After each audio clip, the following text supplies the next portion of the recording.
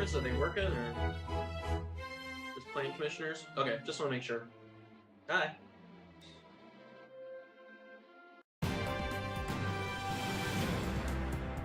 No pressure.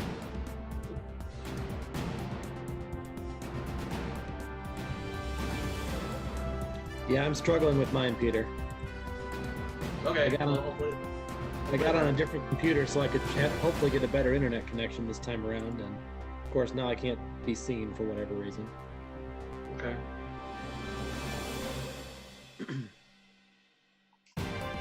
Steven, am I able to make an announcement to all the members or everybody on the call right now, or just the planning commissioners?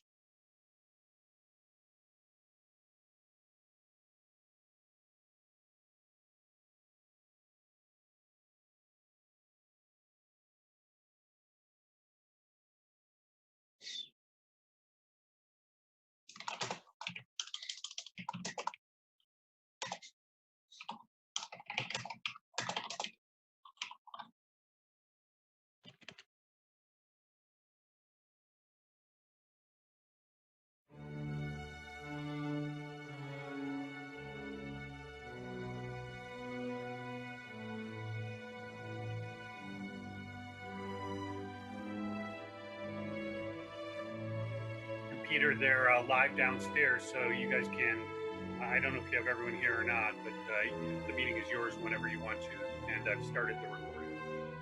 Okay, we do not have everybody, so we've got quite a few people that still need to. It looks like, I don't know if Holly's having trouble. Additionally, we do have people already queued up for both telephone and other people have called saying that they wish to make public comments via Zoom. If we're going to allow that tonight, I told them I thought we were. Oh, we definitely, no, we absolutely are. Yep. Okay, thank you.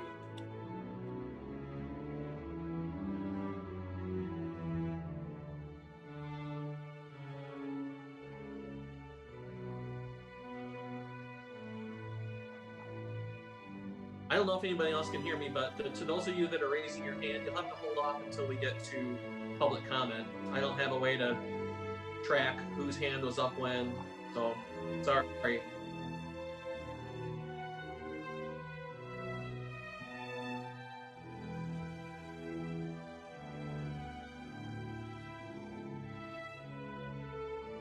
We're gonna give Scott a couple minutes. He was having some issues with his computer and his video. It's just turned 7:01, so I think we're good.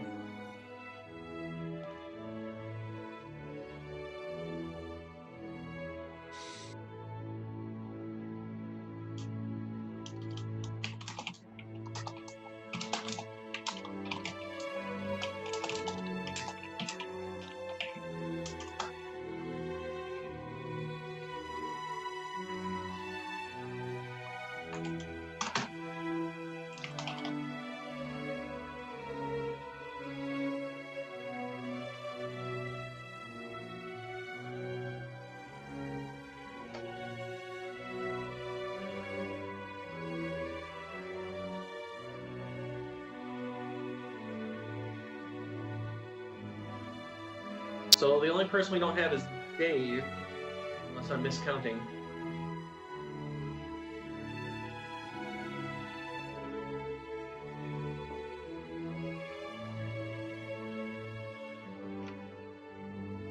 Yeah, Peter, I'm not sure I'm going to be able to figure this out in the next 2 minutes here. So if you don't mind me being a black screen for a little while, I'm going to do that if that's all right.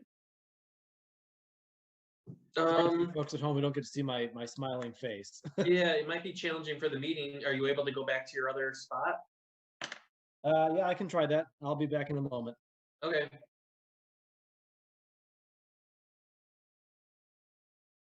If anyone else feels differently, please chime in. We don't have a rule that you have to be on camera, but I think it would be challenging without it.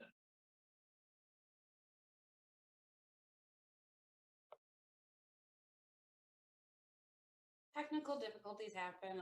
I'm fine with it.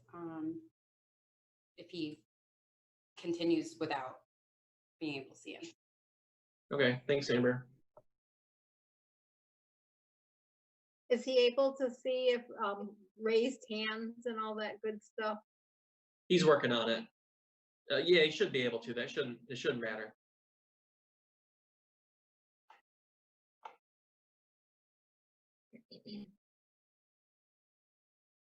I'm thinking this is you, Scott, with just the Scott.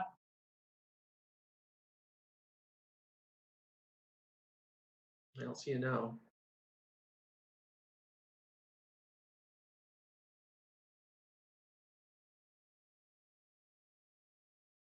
So we've got 25 people as attendees, in addition to the panelists. Stephen mentioned he's got some people on the phone that are going to be calling in soon when we get to public comment. Oh, there's Bill. Hey, Bill. Evening. Bill is stone-faced.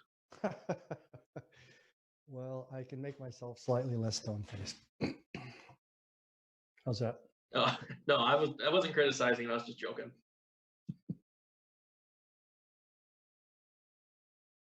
No, I think who we're seeing is Scott Hendrickson, but not sure. I got it. Oh, yeah. Can you hear me now? I don't want a bunch of people in here. No. Do I know how to get the walk line? I got it. It's going. Okay, it's unmuted. Hold on. Start video. There we go. Thanks, Scott. There we go. Yeah, no problem. I apologize in advance if my video cuts out along the way because of my bad internet connection, but I'll do my best to stay on top of it here. All right, we will go ahead and call this meeting to order. This is the June 22nd meeting of the Meridian Township Planning Commission. This meeting is being held virtually in accordance with the Governor's Executive Order 2020-75 regarding the Open Meetings Act. Our first agenda item is public remarks. There will be 5 opportunities for public remarks this evening. Right now, there'll be one at this moment. There'll be 3 public hearings where you be able to speak on the topics that are germane to those public hearings. And then there'll be 1 general opportunity to speak at the end of the meeting as well. This meeting, as I mentioned, is being held virtually via Zoom. And so there are a couple of different ways that you can indicate that you would like to speak during public remarks. The first is to use the raise hand feature in Zoom as an attendee, and Peter will enable you to speak at that time.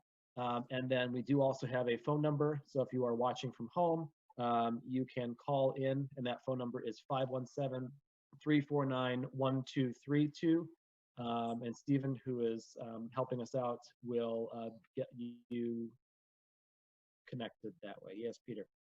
I just wanted to make, first of all, hi, everybody. My name is Peter Menser, the principal planner at the township. I've talked to probably many of you.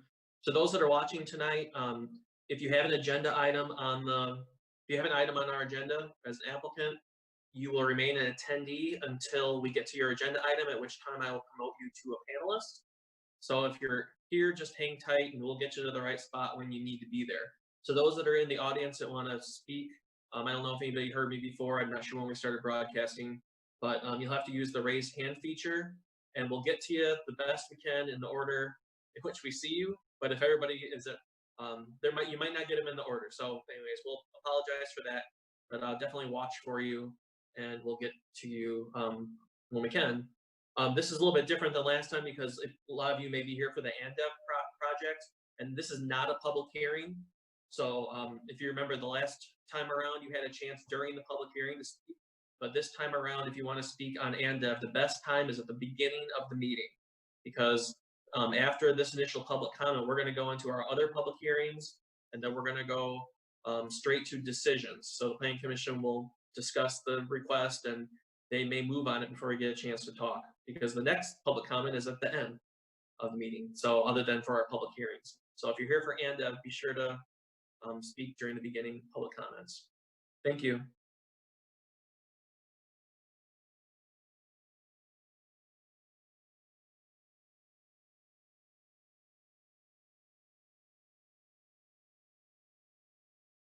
We may have lost Scott. Our vice chair is Mr. Trezise, if he so inclined. Okay, I cannot see who's in the waiting room, so I will let you introduce them, Pete. Okay, I can do that. Yeah. Mr. Menser, we've got that call that's been on hold for about 10 or 15 minutes. They're actually bouncing around because we've had them on hold for too long. Is it all right if I transfer that in right now? That is just fine. Thank you, Stephen. Yep. Please state your name and address for the public record, and you need to turn down the audio on the Zoom conference, please.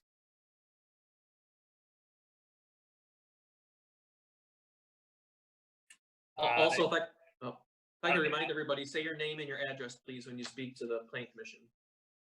Yeah, and we lost that call, Peter. They hung up, it sounded like. Okay.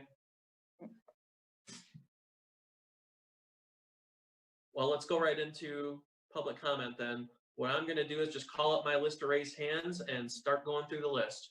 So first we have Mike Samuels.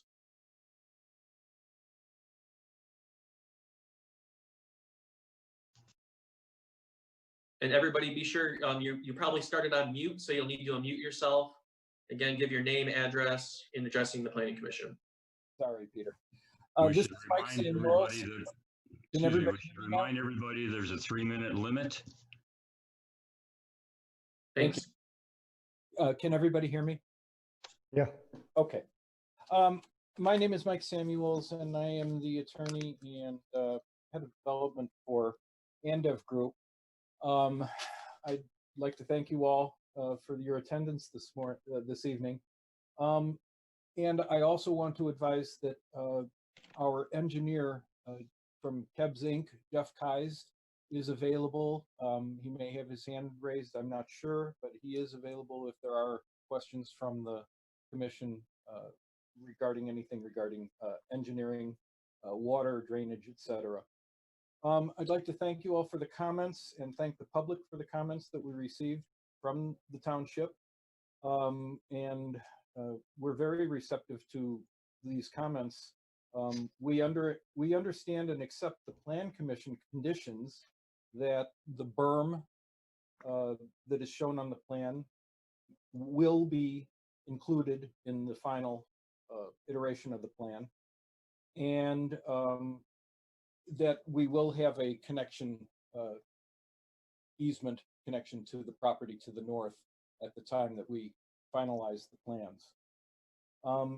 We do not agree, as the landowner has, I think, communicated to the township, that there's a need for a sidewalk on both sides of the Hannah Boulevard extension that we would be building. We agree that certainly the one on the east side is appropriate, but don't see any point or advantage to the to having a sidewalk on the west side because there's never going to be any development on that side of that road anyway. So with that stated, that would be our preference. I would note for your secretary that in your minutes or notes from last time to correct the spelling of Jeff Kai's last name. It's K-Y-E-S. And also Mark Klaus is mentioned on page 2 of those minutes. And Mark Klaus's last name is C-L-O-U-S-E. I'd also just like to advise that I have spoken at length with one of the homeowners, Athena McLean, and we have ongoing conversations regarding the design elements and metrics of the project. I don't anticipate that there will be any major changes as a result of that, but we are going to continue to consult with her and work with her regarding some of the questions that she raised in her materials. With that, I will be here for the meeting, and if anybody needs me for anything, I'm available. But otherwise, thank you for the opportunity, and I look forward to the meeting. Thank you. Did I Thank you make it very under much. 3 minutes? Thanks, Mike.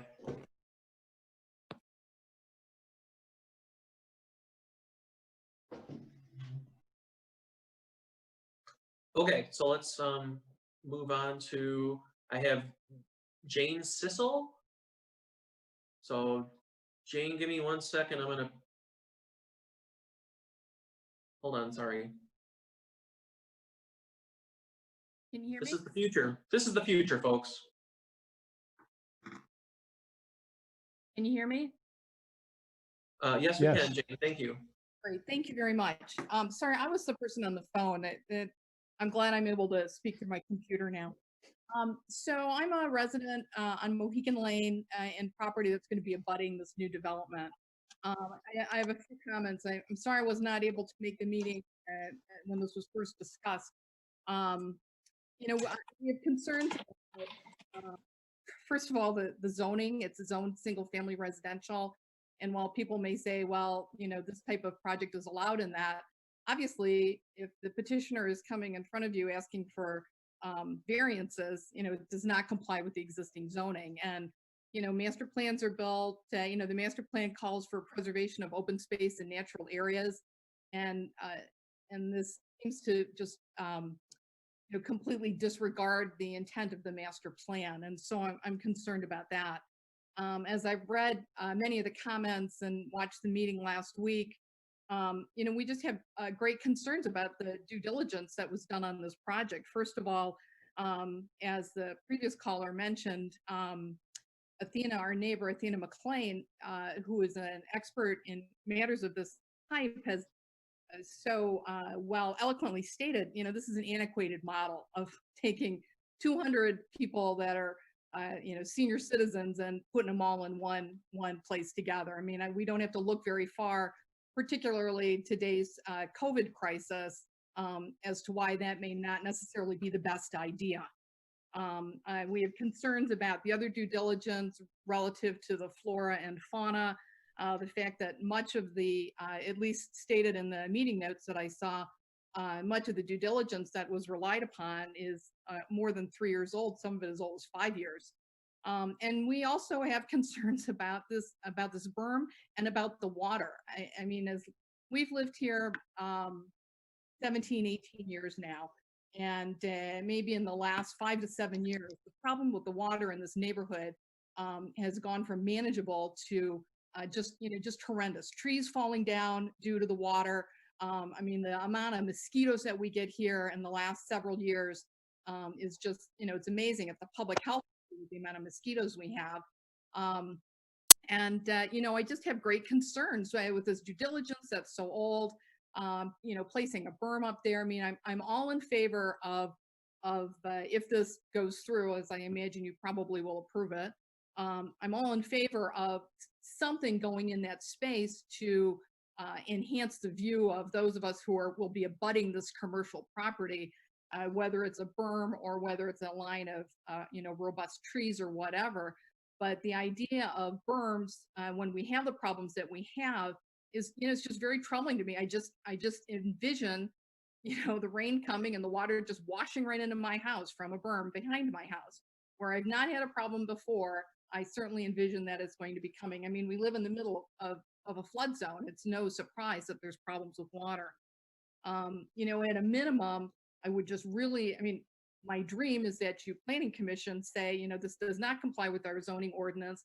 This does not comply with our master plan. Go back and think about it, you know, and find something that does comply with that. In the absence of that, at a minimum, I strongly urge the planning commission to compel the developers to continue to work with the property owners that abut this and include specific requirements as the sharing of data that they've collected and you know, strong cooperation with regards to this water issue. And that's, I appreciate your time. Thank you. Thank you.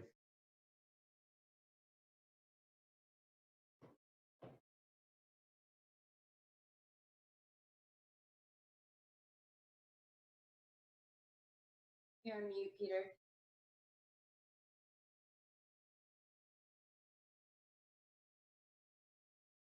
Peter, on mute. Yeah, thank you. I'm trying, sorry. Okay, we've got Kevin Rorigan.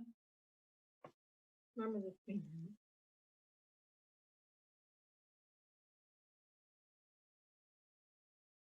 Okay.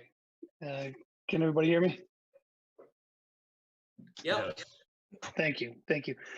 Kevin Rorigan. I'm an attorney with the Loomis Law Firm, and we're at 124 West Allegan, Suite 700 in Lansing, 48933. And I represent the Indian Lakes Estates Homeowners Association. And I'd like to take a moment to address the Planning Commission with regard to the ANDEV special use permit.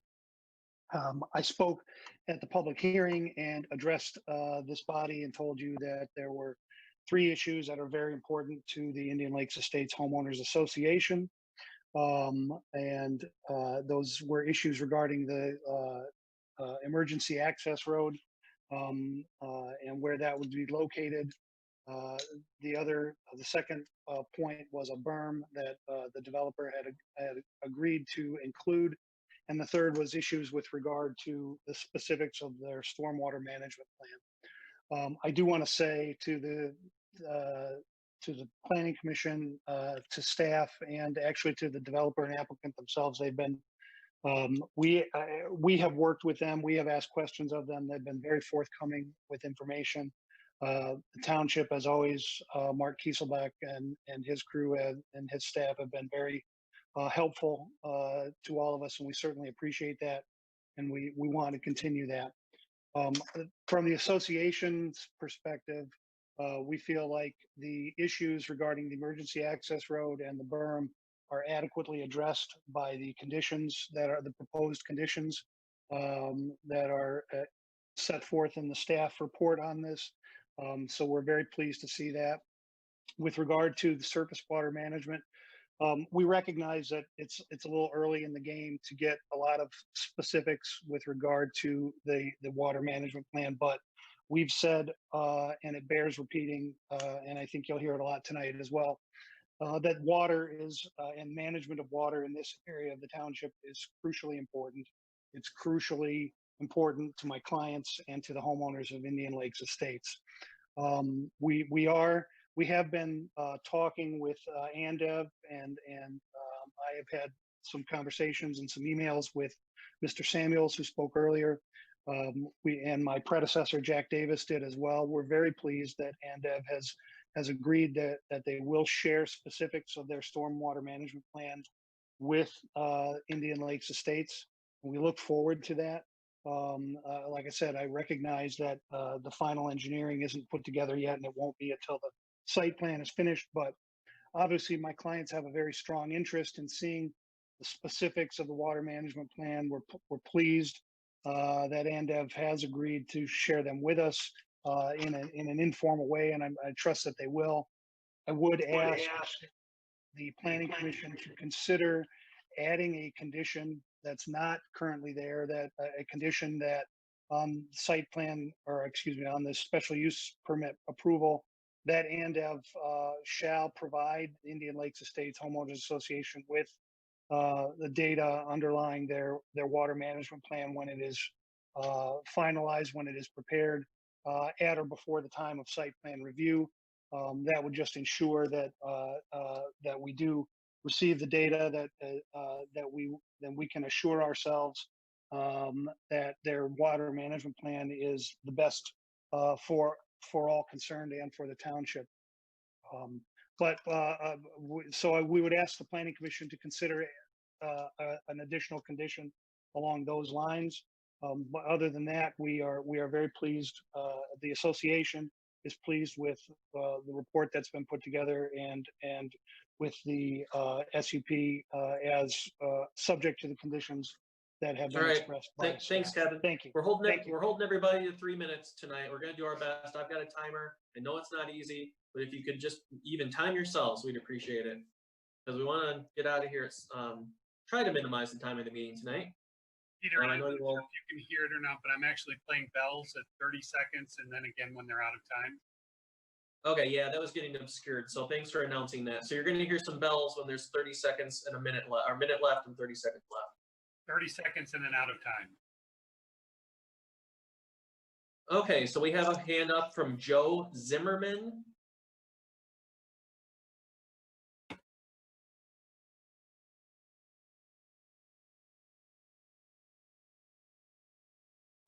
Hi, I'm Joe Zimmerman, 4715 Mohican Lane. I spoke last time. I'm not entirely sure that I feel like my talking was heard by the commission.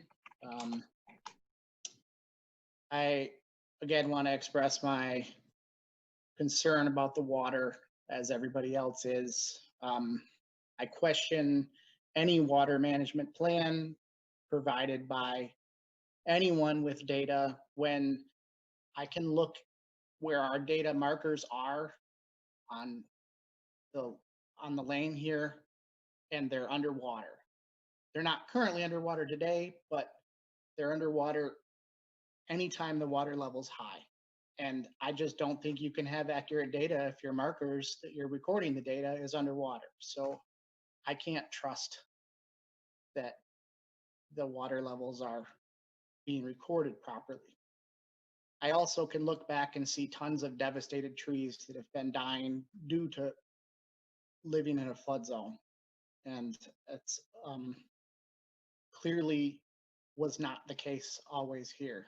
So any previous development has been contributing to this problem, and it's sad to see. If anybody wants to see the drone footage, please reach out to me. I can show you where all the water's going, and it's not pretty. I don't know if I can keep saying without getting, or keep talking without getting more agitated at this point. So I'm going to stop now. Thank you.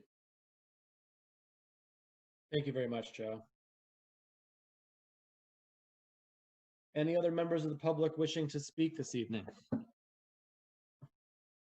Couple of hands. I saw Joe Pavona first, so I'm going to get Joe up here. Joe, just give me a minute while I can locate you. Oh, apparently Steven's doing that. Okay, you're on, Joe. Can you hear me well? Yep. Okay, good.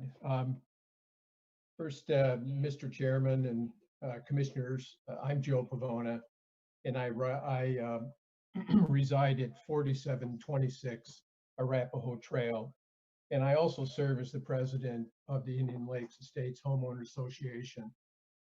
First, I'd like to reaffirm Mr. Rorigan's comments on our behalf.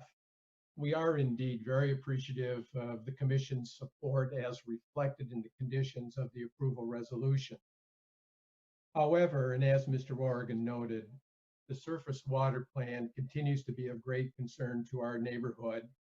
And I'm sure you've probably noted the Indian Lakes Estates is a diverse community with a plethora of talent and experience.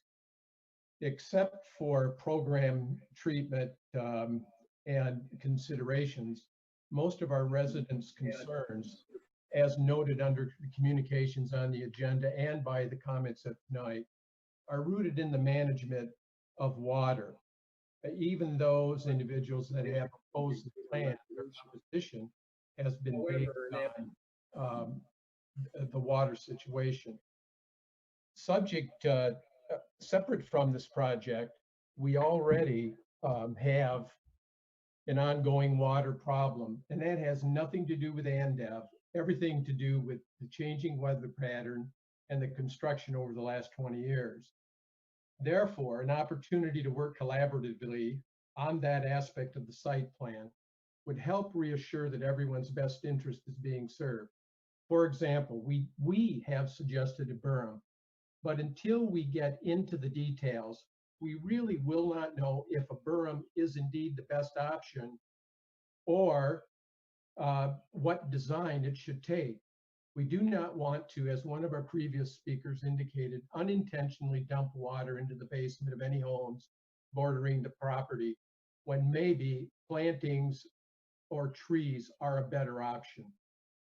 Finally, and unfortunately, today's standards on water management are based on yesterday's climate. A 50 or 100-year flood is now occurring every few years. We therefore need to be thinking forward. An official statement from the Commission would help us ensure that. In closing, I want to again extend our appreciation to the ANDEV team for their willingness to work cooperatively and in recognizing the serious impact that surface water can have in our community. Mr. Chair and Commissioners, I appreciate the opportunity to comment. Thank you. Thank you very much.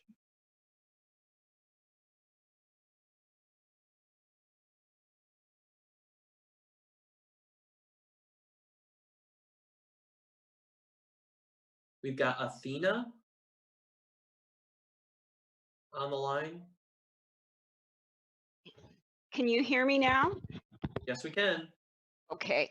I live at 4738 Arapahoe Trail, and I am a researcher of long-term care who learned about this project just about a week ago. And some of the frustration that Joe Zimmerman described and that Jane Sissel described is shared by me. I can't tell you, I've studied long-term care facilities all over the world, and here it's in my own backyard, and I was not able to partake in it. I have to say I'm particularly frustrated because I've found the ANDEV group incredibly receptive. I've spoken already with Mike, and he's very open, and I think had I known about this, had we been involved at the very beginning, we might have been able to realize something very innovative that would have been very responsive to the needs that our elders will have in the community. People have already spoken about the ecological issues. I can underline that I also have in the last 23 years seen growing numbers of trees that are rotted, water that's standing, that stinks, that's dirty. I've never, ever had so many mosquitoes. This is a problem that has just continued to increase, and it is a concern. I'm appreciative that the ANDEV group will be sharing the data, but with Joe, I wonder about the validity based on the current situation. Most profoundly, since I don't have much time, my concern as a researcher of long-term care facilities is that even in pre-COVID days, the move towards for assisted living and memory care has been to smaller homes. People don't like anything that looks like an institution, even if it's luxurious and beautiful. Small homes tend to be better places for people with agitation. It helps to improve memory. There are a number of things that are very positive about it. In the post-COVID days, many healthcare researchers are arguing that smaller facilities are likely to be easier to contain infections, and single rooms are adamant. If you look at the literature, as I've been looking at the literature, this is the direction that people are moving. Unfortunately, given the size of the land and the areas that can be developed, that looks like it could be a challenge. That doesn't mean that it's an impossibility, and I'm hopeful in further discussions with the ANDEV group, we might be able to realize something unique that would really put our community on the map, the way Holland and Grand Rapids and Redford Hills and a number of other places where the community were actually involved in deciding what it was that they wanted and would happens. So I'm hoping that we might be able to have some further discussion on that. I'm just wondering if you were able to read some of our comments and your responses to them. Hey, thanks, Athena. We're past our 3 minutes. Yeah, did you hear my question? Yeah, they did get your comments in the packet. Okay, good. What was the response? I guess I would like to hear something. So this is a time for you, the residents and applicants, to speak to the Planning Commission. It's not a time for dialogue. I mean, I understand what you're looking for, but they did read them. They're not going to be responding at this time. They may during when it comes up for discussion. Okay. Thanks for all the information. Thank you. Thank you very much. Do I have any other members of the public who were wishing to speak at this time? Yeah, we've got two more. I've got Kate McPherson. And then Joe Zimmerman was on again. He spoke once. Not sure if he's meant to come back or not. But let me find Kate. Oh, okay, Kate's up. So go ahead, Kate. Yep. Hi, this is Kate McPherson. I am at 4715 Mohican Lane. I just want to echo what all of my neighbors have said about the ecological concerns. You may be sick of hearing it, but that's how much it matters to so many of us. And not only what it's doing to our property physically, but the property value. That's something that is very important to everyone with their home, no matter where it is. And the more that things die, the less desirable the community is, the less we enjoy it. And that's just something very important to us. And we want to make sure that due diligence is done and we are at least listened to and our opinions are considered. So that's really all I have to add to what everyone else has said. So thank you for my time and your consideration of our concerns. Thank you very much. So we had Joe Zimmerman on again, and then we have someone named Scott. Well, that's not me. I can tell you that much. Yeah, I learned that Must be a earlier. new Scott. It's me. It's us. Can you hear me now? Yes, thanks, Scott. Okay. My question, my name's Scott Comer. I have a business and it's located at 4960 North Wind Drive in East Lansing. My intentions for sitting into this meeting was, I believe I don't know if I'm supposed to bring it up or to establish provisioning center for the sales of medical marijuana. Is that what this meeting is about? I guess that's. Hey, Scott, we're going to have a public hearing on that in a little bit. If you want to speak directly to that, it'll be up on the agenda. Thank you for your, okay, that's what I'll do. I'll wait. Okay, thanks. We'll look for you. Okay, any other members of the public wishing to speak at this time?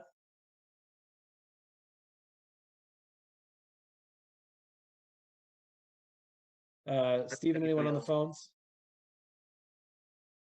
There is no one on the phone at this time. Okay, with that, we will move on from public remarks. And I'll take this moment to just apologize to one and all. I've tried everything to get my video working. I will endeavor to make sure that it's working before next time. So you're going to look at a big black box with my name on it for a little while, and I apologize for that. With that said, we move on to agenda item number 3, which is approval of the agenda. I would entertain a motion for approval of the agenda. Moved by Commissioner Shrewsbury. Do I have a second? Seconded by Commissioner Trezise. Any changes or amendments to the agenda? Okay, hearing none. All those in favor of the agenda say aye. Aye. Aye. Any opposed? And the motion carries. I will move on next to approval of minutes. We have one set of minutes from June 8th, the June 8th regular meeting. Motion to approve the minutes from June 8th. Moved by Commissioner Cordial. Do we have a second? Seconded by Commissioner Primo. Any discussion on the minutes? Yes, Commissioner Trezise. Mr. Samuels mentioned a couple of spelling errors, name errors in the minutes that I would ask to get corrected in the final version. Okay. Let's do with Mr. Klaus and to, I remember the other one. Jeff Ties. Yes. Yep, thank you. I got those notes. Okay. Any other amendments or changes to the meeting minutes from June 8th? Okay, seeing none, we'll go ahead and take a vote. All those in favor say aye. Aye. Aye. Any opposed? And the motion carries. Next on our agenda is item number 5, communications. We have 6, 7, 8, 9 communications that Peter has provided us in the packet. And I believe there was one late addition that was an amendment to item 5I, the letter from Mr. Skoll, which ordinarily we would receive at our place, but in this case, we received virtually from Peter before the meeting began this evening. So we took a look at those, and we appreciate everyone from the public choosing to weigh in prior to the meeting, in addition to during public comment. So we'll move on to item number 6A. This is special use permit, a public hearing for special use permit number 20031, McCreary's Healthy Homes and Cars, establish a car detailing service in an existing building at 1477 Hazlitt Road. And we will open the public hearing at 7:39. Peter. Hi, everybody.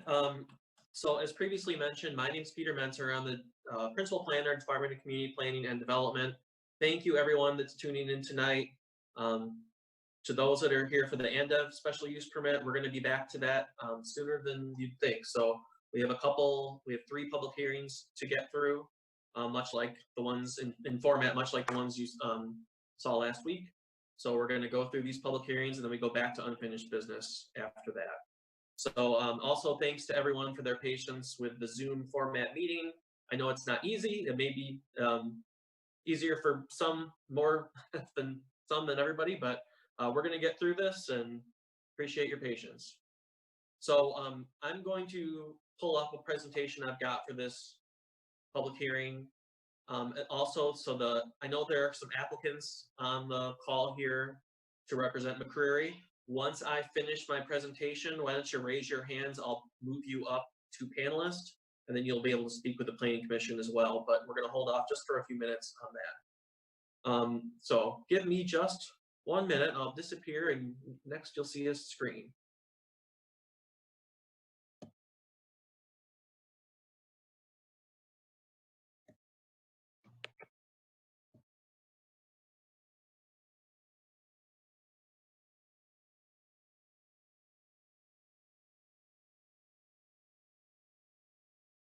And we do see your screen, Peter, just so you know.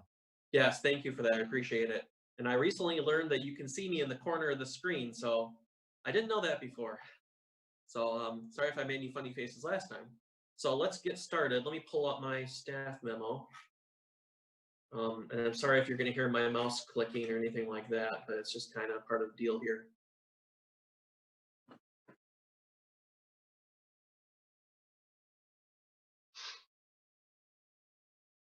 Okay. Now you can watch me do this, I guess, for a second. Okay, well, like I said, thanks and welcome to the public hearing. This is a request from McCreary's Healthy Homes and Cars, the business in Hazlitt, to establish a car detailing service in an existing building at 1477 Hazlitt Road. I'm going to run through this PowerPoint that is very no frills, just intended to convey some important info. So this is my typical preamble on the meetings and public hearings. Everything I'm going over tonight, there's a staff memo. Actually, there's a meeting packet that's on the township website. If you're at home right now and looking for it, it's under the meetings tab on the homepage. And you'll find it tonight there. And then after tonight, it'll be under the Planning Commission page. You'll have to page through the agendas, packets, and minutes to find it. But you're looking for the June 22 meeting packet for the Planning Commission meeting. So in there is a staff memorandum I prepared that has a lot of information on the request that's under consideration right now.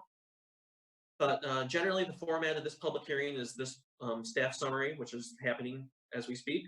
The presentation from the applicant, who will be on the line in just a couple minutes. There's going to be public comment on this topic only. So any of you that logged in to talk or listen for the McCreary special use permit, just be sure to raise your hand and we'll grab you. And then the Planning Commission is going to have some discussion time. During that time, they may have questions for the applicant. They may have questions for me. They will definitely talk amongst themselves. And hopefully by the end of the public hearing, we'll have a straw poll that gauges the Planning Commission's interest in approving or denying this requested special use permit. But that is not happening tonight. Any approvals or denials would happen at our following meeting. The next meeting is scheduled for July 13. It's a Monday night. So, and for those of you that are not interested in McCreary, there's also general public comment like we had at the beginning at the very end of the meeting. So the general process for special use permits, people file an application with our department. We are the Department of Community Planning and Development. We send public notices So we follow the Michigan Planning and Enabling Act, which is a state law. And 15 days before the public hearing, letters go out to everybody that owns property, that owns a business. And we post a legal notice in the newspaper, and we also post a sign on the site. For those of you looking for that sign on the site, in this case, it actually had to go in the window of the business because there just wasn't a good place to put a metal stake in the ground, because most of the site, especially at Hazlet Road, is paved. So public hearing is happening right now. Decision is likely going to come at the July 13th meeting, depending on discussion tonight. And in this case, Planning Commission is the final decision maker. It goes no further. It would go, it's not going to go to the board. It's just with the Planning Commission. So project location, hopefully all of you know where McCurry's Healthy Homes and Cars is located, but those of you that don't, it's in Hazlet, so east of, if you were to turn right on Hazlet Road, coming off of, heading north on Marsh Road, you'll come to a small business district area just past the railroad tracks, where there's a series of businesses. You can see on the map here, there's Hazlet Hot Yoga and American Legion and a variety of businesses in the area. Tucked in that stretch of businesses on the south side of Hazlet Road is McCurry's Healthy Homes and Cars. You probably have seen over the last couple of years a renewed facade for the business, and there's a garage door and a nice sign out front. So that's where McCurry's Healthy Homes is located. They are requesting to establish a car detailing service. Detailing would be in addition to the other services they provide. So in the staff memo, they provide carpet, air duct, and upholstery cleaning. And then this would be another use that they would add to the services they provide. The detailing would take place on the property inside the building. Those of you that did a site visit here would probably see that that's pretty much the only place that it could go, because it's a very tight site and there really is no place elsewhere for it. The applicant has indicated in their application materials that they're will not be accepting more than 3 cars per day for detailing, but we can get into that a little bit more detail soon here. Future land use map. Our future land use map from the 2017 master plan shows this is in the mixed use category in the master plan. So this is the purple there.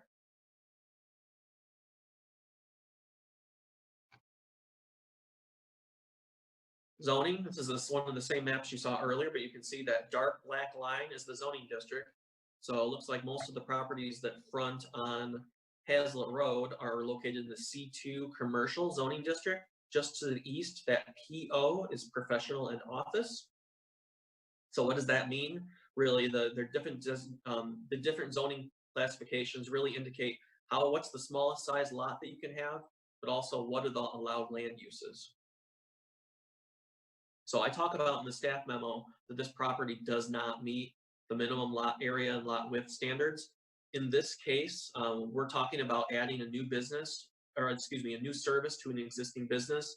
So really, we're not concerned about the undersized parcel. There's no building additions or any kind of parcel work proposed here. It's simply adding the service to the business.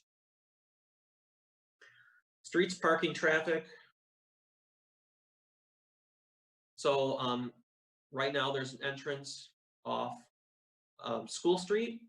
There's actually, if you take a look at the site plan, there's an easement that runs from School Street back to this property. There's also a narrow alley that access off Hazlet Road. And there's also a garage door on Hazlet Road. So the tenant's proposing to use the existing entrances. No new entrances are planned.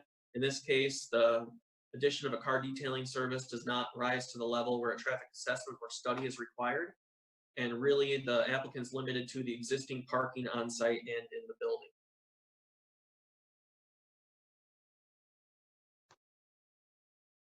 I wanted to touch on, I think I missed something here.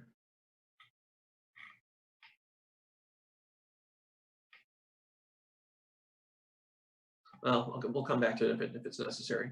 So the review criteria, this is like all other special use permits. There's review criteria in section 86-126 of our zoning ordinance. And there are, it's listed as 1 through 9 on the special use permit application, which is in the meeting packet. And you'll see there were some responses by the applicant to the review criteria. I wanted to call special attention to the ordinance outlines some standards for drive-in car washes, both automatic and self-service for proposals in the C2 district.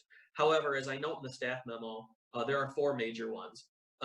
I'm looking at this as really the addition of a service to an existing business. It's staff's opinion in this case that really, you know, every request is a little bit different, but in this case, I don't think that those are really relevant to due to this nature of this request. This is the standards in the ordinance are really for standalone car washes, and you've seen them around the, actually, I don't know about our community, but you see them around. So it's really for standalone, larger scale places. Now, we don't have anything in the ordinance that really talks about kind of specialized, small scale detailing. So that's kind of the premise under which the special use permit was accepted. We really thought we still needed to go through the special use permit process because a car wash is allowed by a special use permit. And there are a lot of potential issues, you know, with surrounding properties. We want to make sure that those are addressed. However, I don't think that, you know, locating the business 500 feet from the budding residential district is really at this point, given there's no change to the building proposed. I don't know if that's particularly relevant in this scenario. So what I do think is relevant is the opportunity to review the request in the context of the adjacent. There's some residential properties nearby. There are other commercial properties nearby. What I've listed here, there's 5 bullet points. These, you don't see this in every request, but in this case, it seems like there are some conditions that should be considered for property. So what I've noted here, limiting the number of vehicles detailed to no more than 3. That's something the applicant noted. It's going to be challenging for us to enforce, but I think if you have it as a standard in the approval, then at least it gives us something something to look back on should there be an issue. We would ask that the SUP be conditioned on all activities taking place only inside the building. I think that's a practical matter at this point. Whoever has their mic on, hopefully everybody else is muted, but please take this opportunity to check your mics to make sure that you're muted, because I'm hearing some noise, and that actually kind of causes chaos with our minutes or with our video stream sometimes. So all activities should only take place in the building. Any exterior doors must remain closed while vehicles are being detailed to limit noise impacts. If you're on the site, you'll see there's a rolling garage door on the south side of the property and then one on the north side. It makes sense to me that if there's going to be vacuuming or any kind of noise related to detailing, that the doors stay down. And again, we don't have somebody that's really necessarily going to be looking for this, but if there were a problem, this gives us something to go back on with the applicant. If you're on the site, also and on the site plan, they note that there is parking spaces outside. However, those spaces are not striped. So I think a condition of approval should be that those spaces be striped. And then the use of the garage door on Hazlet Road in staff's opinion, is problematic for traffic and getting in and out of the property on Hazlet Road. So, you know, there's a lot of traffic, comparatively, there's a lot of traffic on Hazlet Road. There are those on-street parking spaces.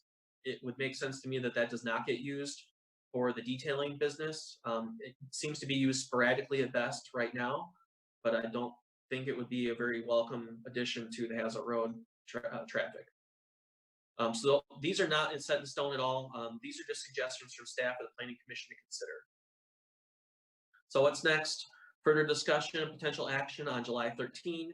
From now until then, there are no additional notices or letters will be sent out. So if you got a letter from me the first time around, do not expect another one, but please do keep an eye on the township website for the Planning Commission agenda, where you'll see that this will be listed ahead of the July 13 meeting. And always contact me if you have any questions. Staff will prepare a resolution for consideration that will be really in line with how the discussion goes following this presentation. And always, I am available for in-between meetings for questions from residents or adjacent businesses or anybody else. And then looking forward to that next meeting. If you do have anything you want to share with the Planning Commission, you can get it to me by that Thursday before the meeting at 5. It would be greatly appreciated. Really, I've got to draw a line in the sand at some point about accepting communications just logistically to get the meeting packet out. So I try to be as liberal and flexible as possible, but there has to be some sort of line. So appreciate that. And I am going to wrap up for now, but I am available for questions. So thank you very much. Thank you, Peter. Appreciate that as always. And now, as Peter had mentioned, is the time for the applicant to speak to the Planning Commission. So if the applicant is here and would like to speak on behalf of the special use permit request, if they could raise their hand, please, in the Zoom meeting, so we can have Peter promote you to a panelist.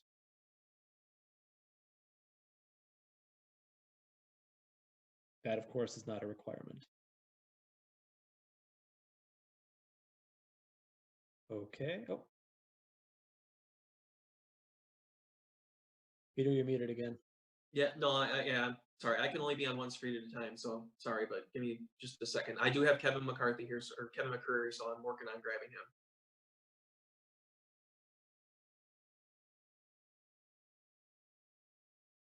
him. Okay, Kevin, you're on with the Planning Commission. And don't forget to unmute yourself, Kevin.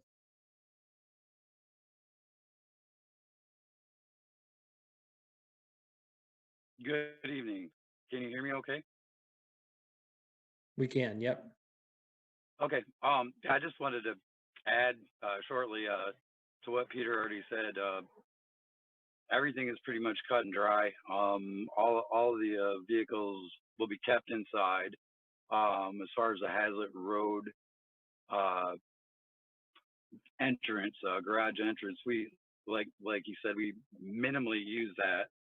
That's a safety issue.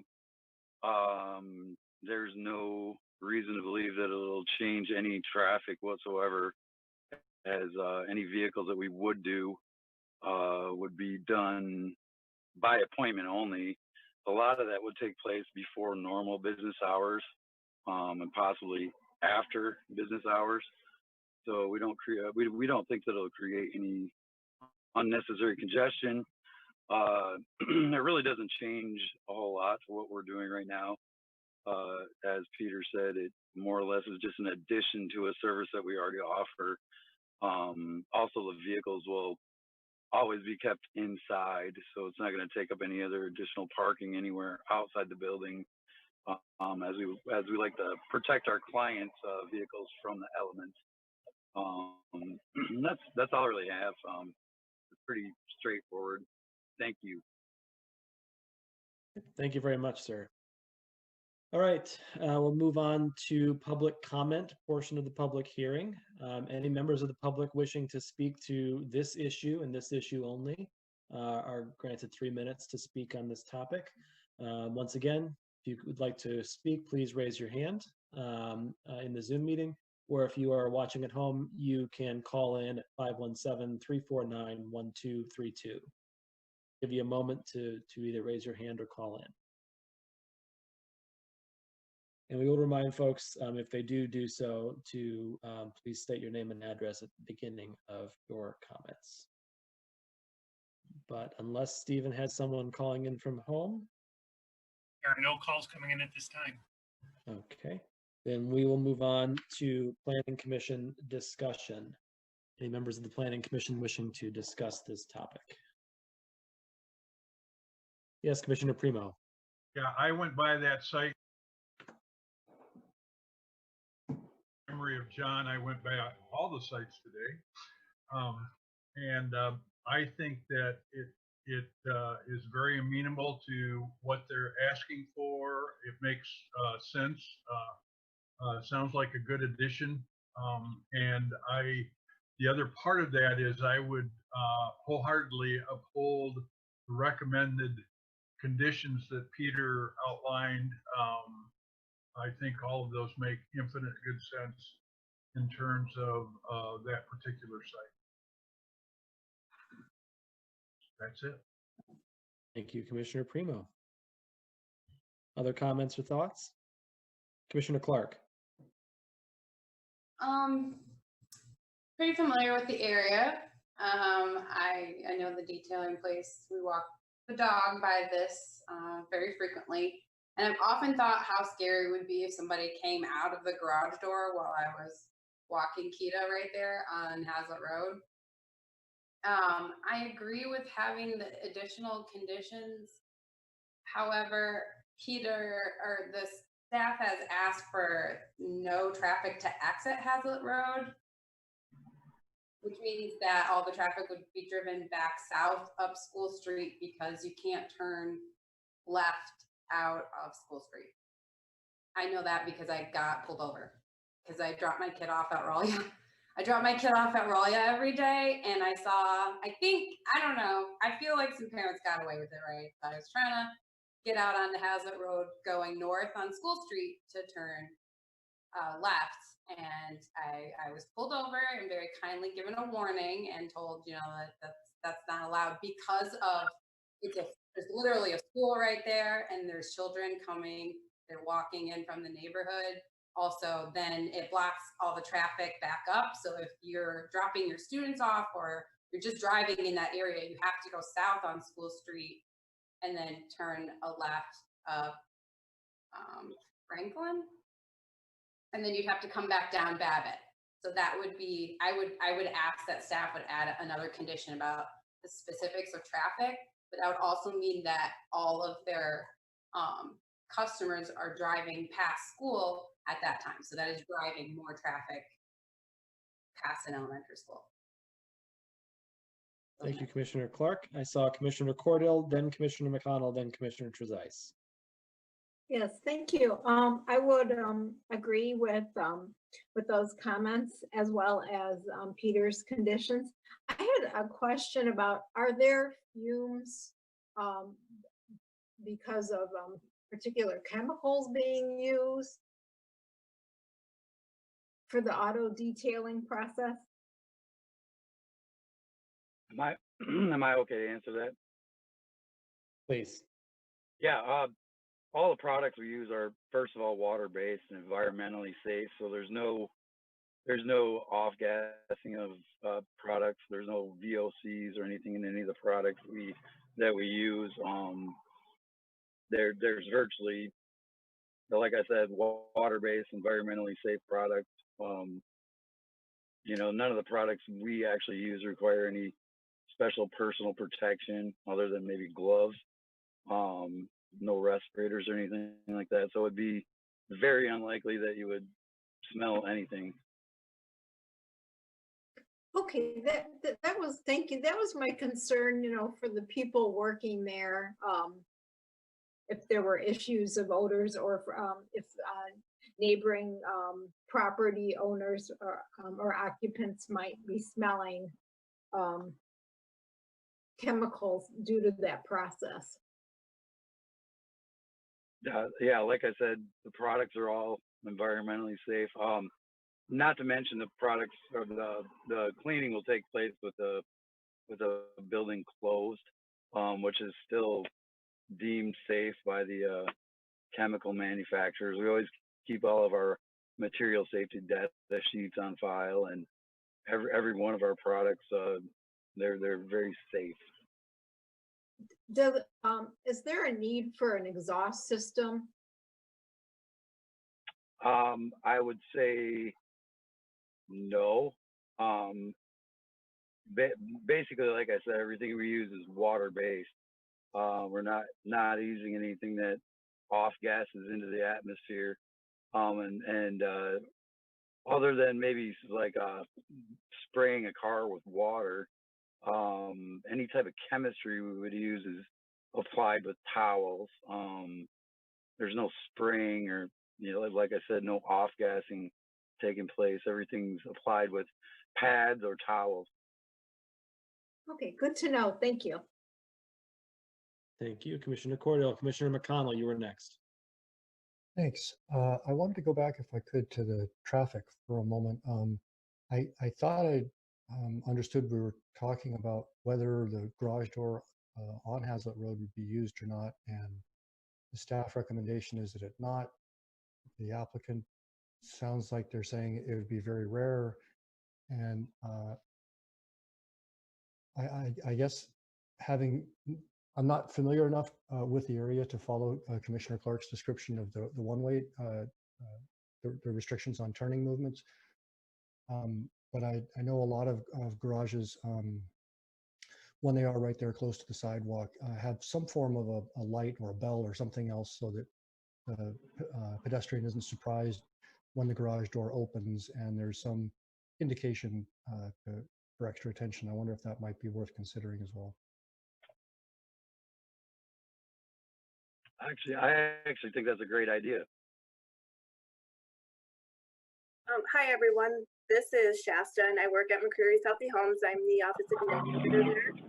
And the fact with this door, when we do, for whatever reason, need to use that door, our drivers are instructed to honk before they proceed into the sidewalk. I personally go and get the mail myself, and I take the sidewalk. And never have I had any issues with our area, but the alley that's just next to us, there are people that go in and out, not just our employees. So I've asked the other shops and offices down the road to also do the same when they come out of that alley. So there is some sort of warning, and I absolutely completely understand your concern, but our drivers are instructed to do that. So there is always a warning in some capacity. Thank you very much. Commissioner Trezise? Yeah, my response had to do with Commissioner Clark's comments. I would also be concerned with the traffic going down by the school every time because they can't turn left onto Hazlitt off of school, but we're talking about 3 cars a day. So I don't see that as a huge imposition or increase in the traffic at the school, especially as Mr. McCreary indicates, the time periods would be by appointment. So they'll probably be either early in the morning, they drop off the car, or sometime in the middle of the day. So I don't see that as a serious, well, it's a serious concern anytime traffic increases at the school, but is not a deal breaker in this situation. I think this is a good use of the building and space and adds some business to the area or business activity, and I would support it with the restrictions that were proposed by staff. Any other comments or questions? Commissioner McConnell and then Commissioner Primo. I'm sorry to come back to this. It occurred to me that in this model, it's quite a bit different than a traditional car wash in that a customer is dropping off their car, and then presumably in most of those cases, they're going to be picked up or they're going to be driven someplace. And I wonder, I didn't see any thought or mention in the application about providing a convenient place for the person driving that person home or dropping them off to do that safely and conveniently. Is that something that the applicant has thought through? Would the pickup driver typically use on-street parking? Is there on-street parking there? Would they typically pull in behind the building and then how do you imagine that working?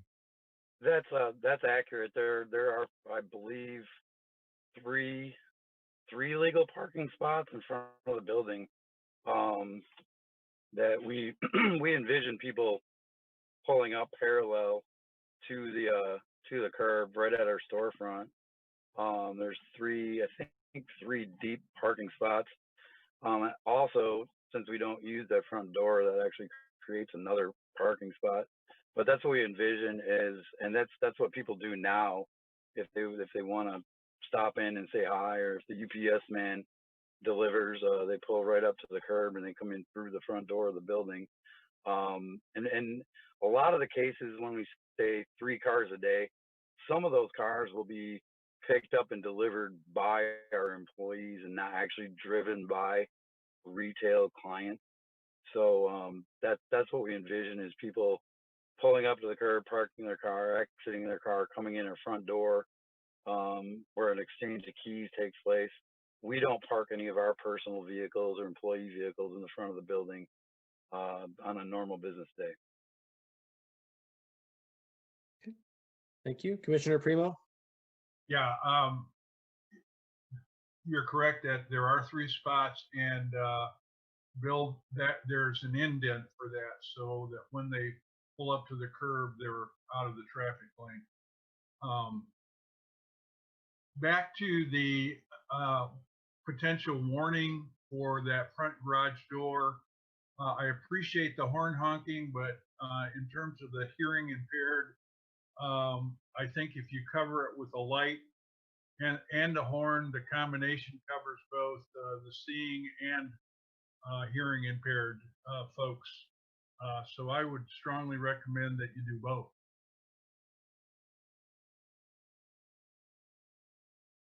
Okay, thank you. Any other comments from the Planning Commission? I don't see any hands at the moment. I do just want to point out, as we've been talking about the conditions that staff has recommended, that the exiting onto Hazlitt Road is solely in relation to the garage door opening, and would not impact the alley, the conditions proposed anyway. And so, you know, we can make suggestions about the alley in terms of the honking and the lights, and we appreciate, obviously, I appreciate the applicant's willingness to, you know, implement some of those. These conditions that we're discussing at the moment, at least right now, are only related to the garage door. But I would be in support of this proposal with the provided conditions as they currently stand, and would appreciate the applicant's willingness to further make the community safer by implementing some of the suggestions they've heard here tonight.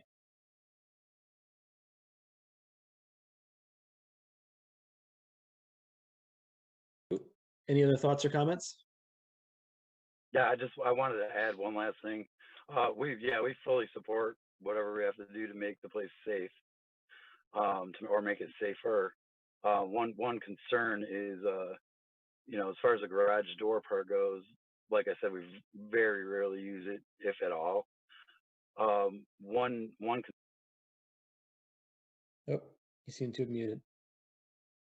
Street, cut through. I guess it's maybe a legal cut through, because they know they can't.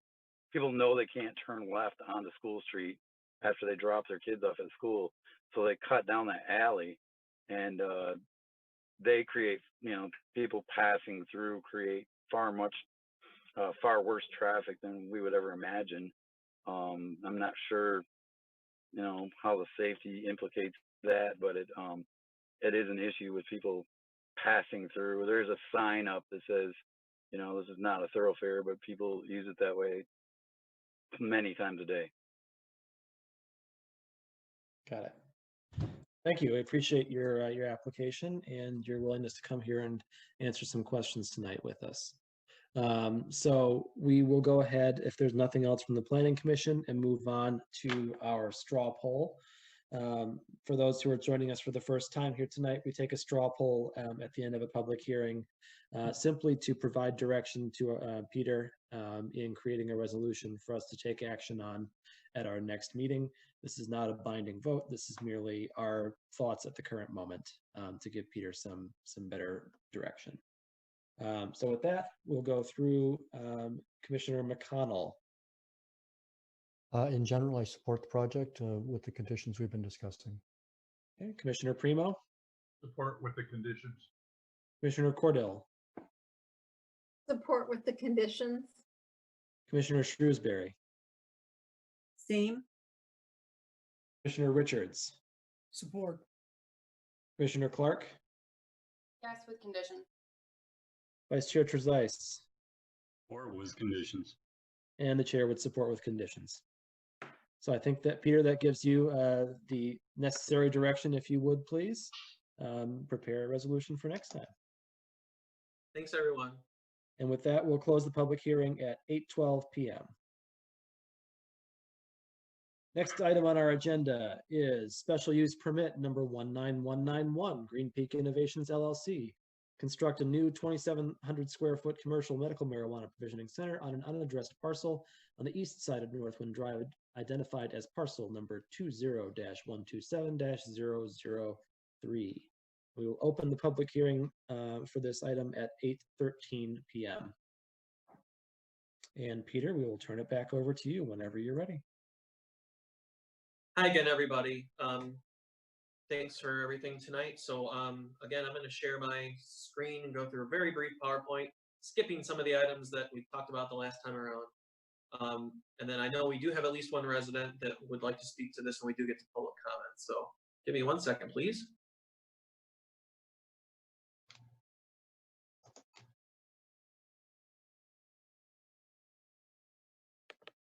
Like the Zoom does the little countdown, just in case you want to be, are you sure you want to share? So, okay, Green Peak.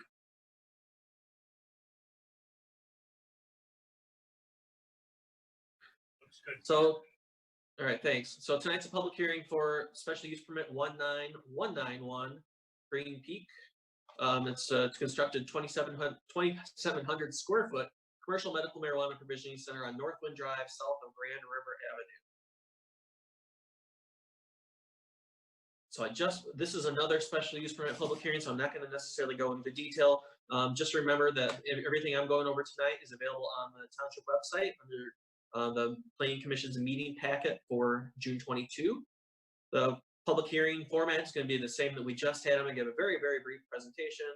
The applicant is hopefully online, and when we get to you, please do raise your hand so I can see that you're there, and so I can vote you to a panelist so you can comment.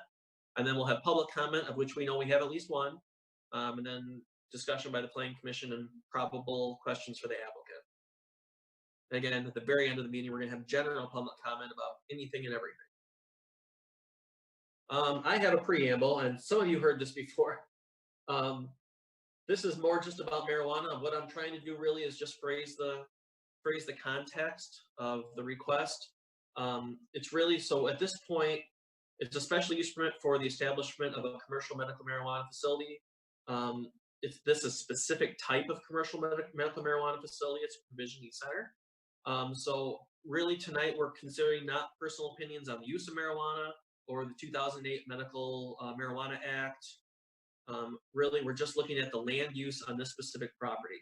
So early last year, the board adopted, adopted an ordinance providing for the sale of medical marijuana in the township. So from the Planning Commission's perspective, at least, those policy issues have been settled. Medical marijuana is legal, and under specific rules, it's allowed in Michigan and in the township. So it's not a referendum or discussion about medical marijuana, but really we're focused on the land use and any making sure that the land use can operate at the specific location identified without any negative effects on adjacent land uses or the health, safety, and general welfare of the community. So that's my preamble for marijuana. The process is just as before. We send public notices after an application has been received, post a sign on the site, post a legal notice in the newspaper. Tonight's a public hearing. The Planning Commission will likely, pending discussion tonight, make a decision on this request and at their July 13th meeting. In this case, unlike the previous special use permit you just heard, the Township Board is the final decision maker. So the Planning Commission in this, specific to the medical marijuana provisioning centers and any medical marijuana commercial facilities, the Planning Commission's advisory, Township Board is the final decision maker. Let me pull up my staff memo actually real quick if you can stay with me.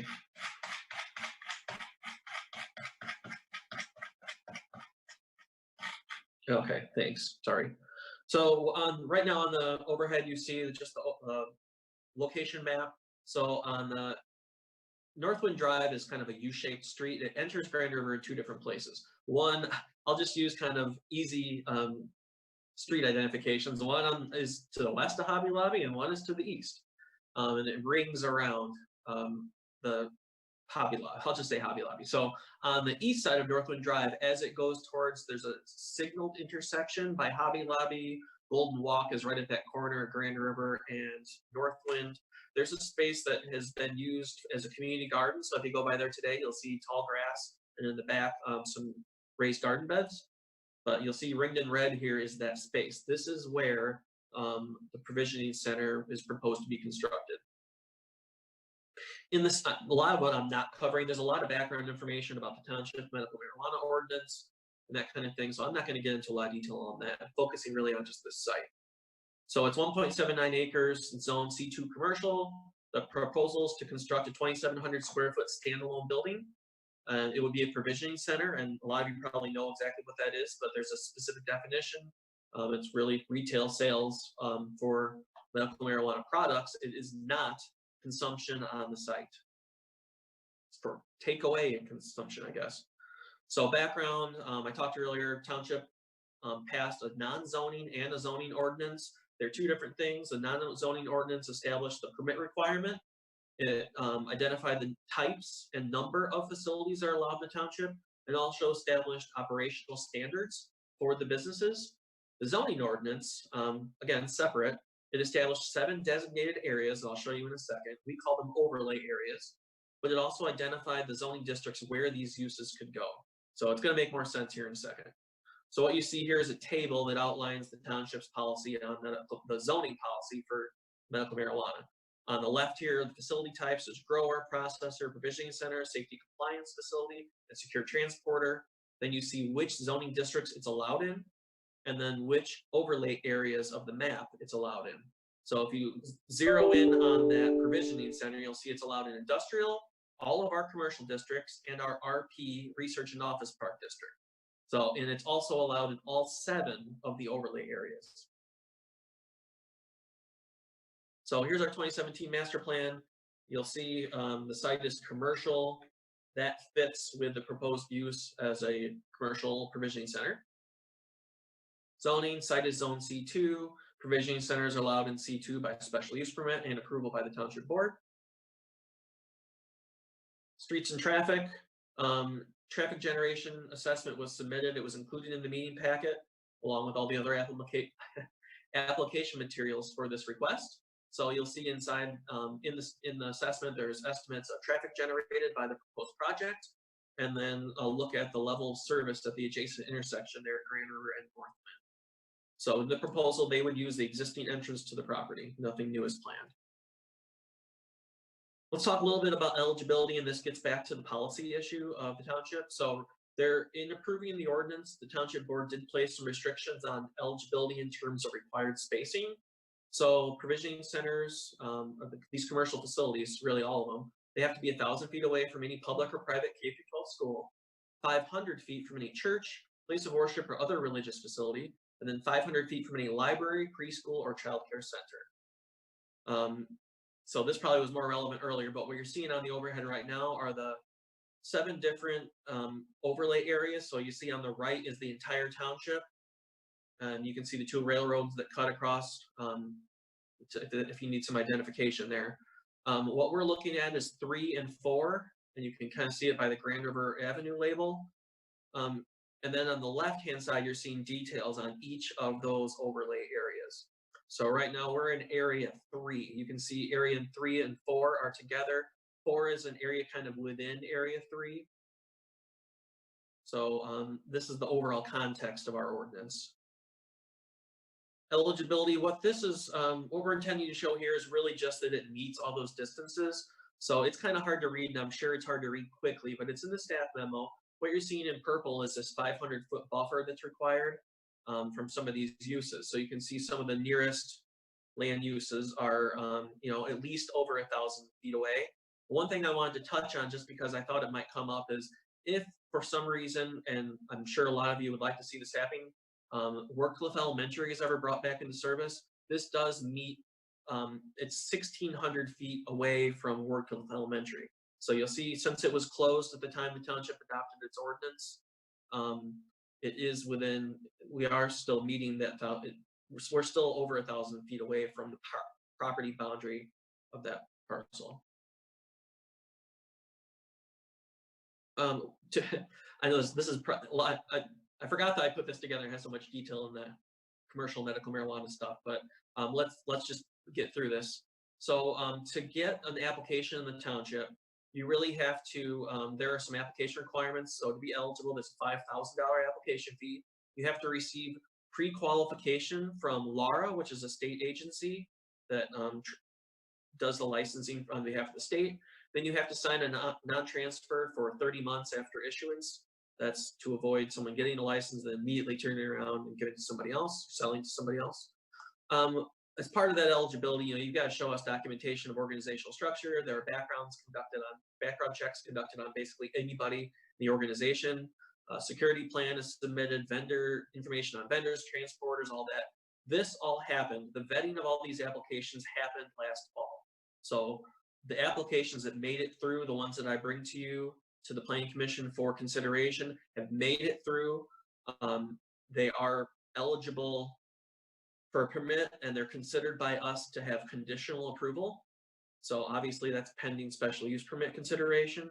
But for us, they've been vetted, they've been through all this. That's really the premise to even considering it here at the Planning Commission and Township Board level. So there was a lottery that was held in a lot of these districts. Wherever there was more than one applicant, we held a lottery. Some of you may saw me in clips that have been shown over and over again on home TV, drawing a ball from a ping pong ball from a big cage. That's what was happening there. So we established kind of the order in which these applicants can proceed through the process. Overall process is township consideration, and also there's a state review that's kind of concurrent and really overarching throughout this entire process. But they have the pre-qualification I mentioned before. They also have the license qualification stage and then final approval. So really the township and the state is reviewing this. And I would say the state has, also has very vigorous standards for all this. So should the special use permit be approved, township would inspect the facility, and we'd also be confirming all state approvals. And then every year there's a renewal for 1 year. So really the applicant has to stay in good standing with the township, stay in good standing with the state in order to be consideration for a renewal every year. So anytime that doesn't happen, they run serious jeopardy of losing their license. So while this seems a lot different maybe than some of the requests that the Planning Commission sees, really you're using the same review criteria as in all the other special use permit requests. So that's the review criteria from 86-126 of the Township Zoning Ordinance. And those are labeled as 1 through 9 on the SUP application. And then you'll see in the application, the applicant has an opportunity to respond to that review criteria. So you'll want to look for that in their application materials, which are all in the meeting packet. What's next? Depending on the conversation tonight, the Planning Commission will consider potentially for action at July 13th. They're meeting on July 13th. Again, it's advisory, so they'd be making a recommendation, and then it would go to the board for further discussion. But anytime in between there, no additional notices or letters are sent out. So be sure to watch the township website for when this comes back. And I will prepare a resolution for consideration. And as always, I'm available for questions in between meetings and certainly tonight. And then if you do, this is wrong, but if you do, it's right, sorry. You want to submit communications, I'll need them by Thursday the 9th, that Thursday before Planning Commission's next meeting on the 13th. Thank you very much for your patience in this presentation.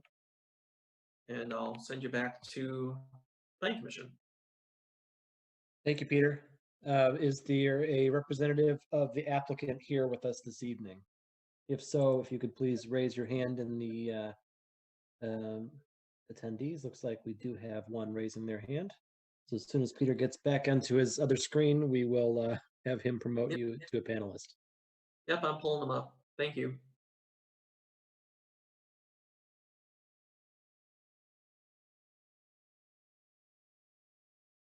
Okay, we've got Jay Neller on the line.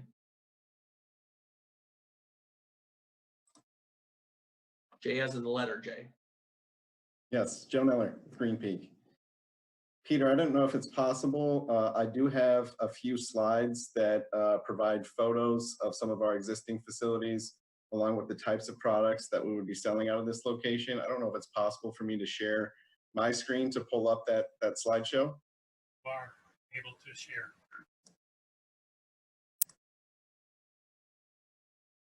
Can everyone see my screen? We can, thank you. Okay. Like I said, my name is Joe Neller. I'm the Chief Government Affairs Officer and one of the co-founders of Green Peak Innovations. And we are seeking special use permit for a medical provisioning center located on Northwind Drive, as Peter summarized in his introductory comments. So a little bit about our company. We're an experienced licensed operator in both the medical and adult use markets here in the state of Michigan. we are a full vertical operator, which means we grow and manufacture the products that we would retail out of our locations. We have been operational since October 2018 in the medical market. And when the adult use market formed, we were one of the first operators licensed in that market as well. We have 9 provisioning centers currently open throughout Michigan. Some of those are medical only, as this one that we're talking about tonight would be. Some of them are both medical and adult use. We have multiple brands that we operate. Our primary brand is SkyMint, which is our retail brand. But then we have a number of other brands that we wholesale into other licensed provisioning centers and adult use retailers throughout the state, including others that might gain approval to operate within Meridian Township. So we did not come out of this industry. We entered this industry when the state of Michigan created a commercial regulated licensed market. Our partnership group comes out of traditional business backgrounds. In fact, most of us, or excuse me, all of us are from the Lansing area. 3 of the 4 of us spent decades in living as residents in Meridian Township, and one of them still is a resident in Meridian Township living in the Chippewa Woods neighborhood.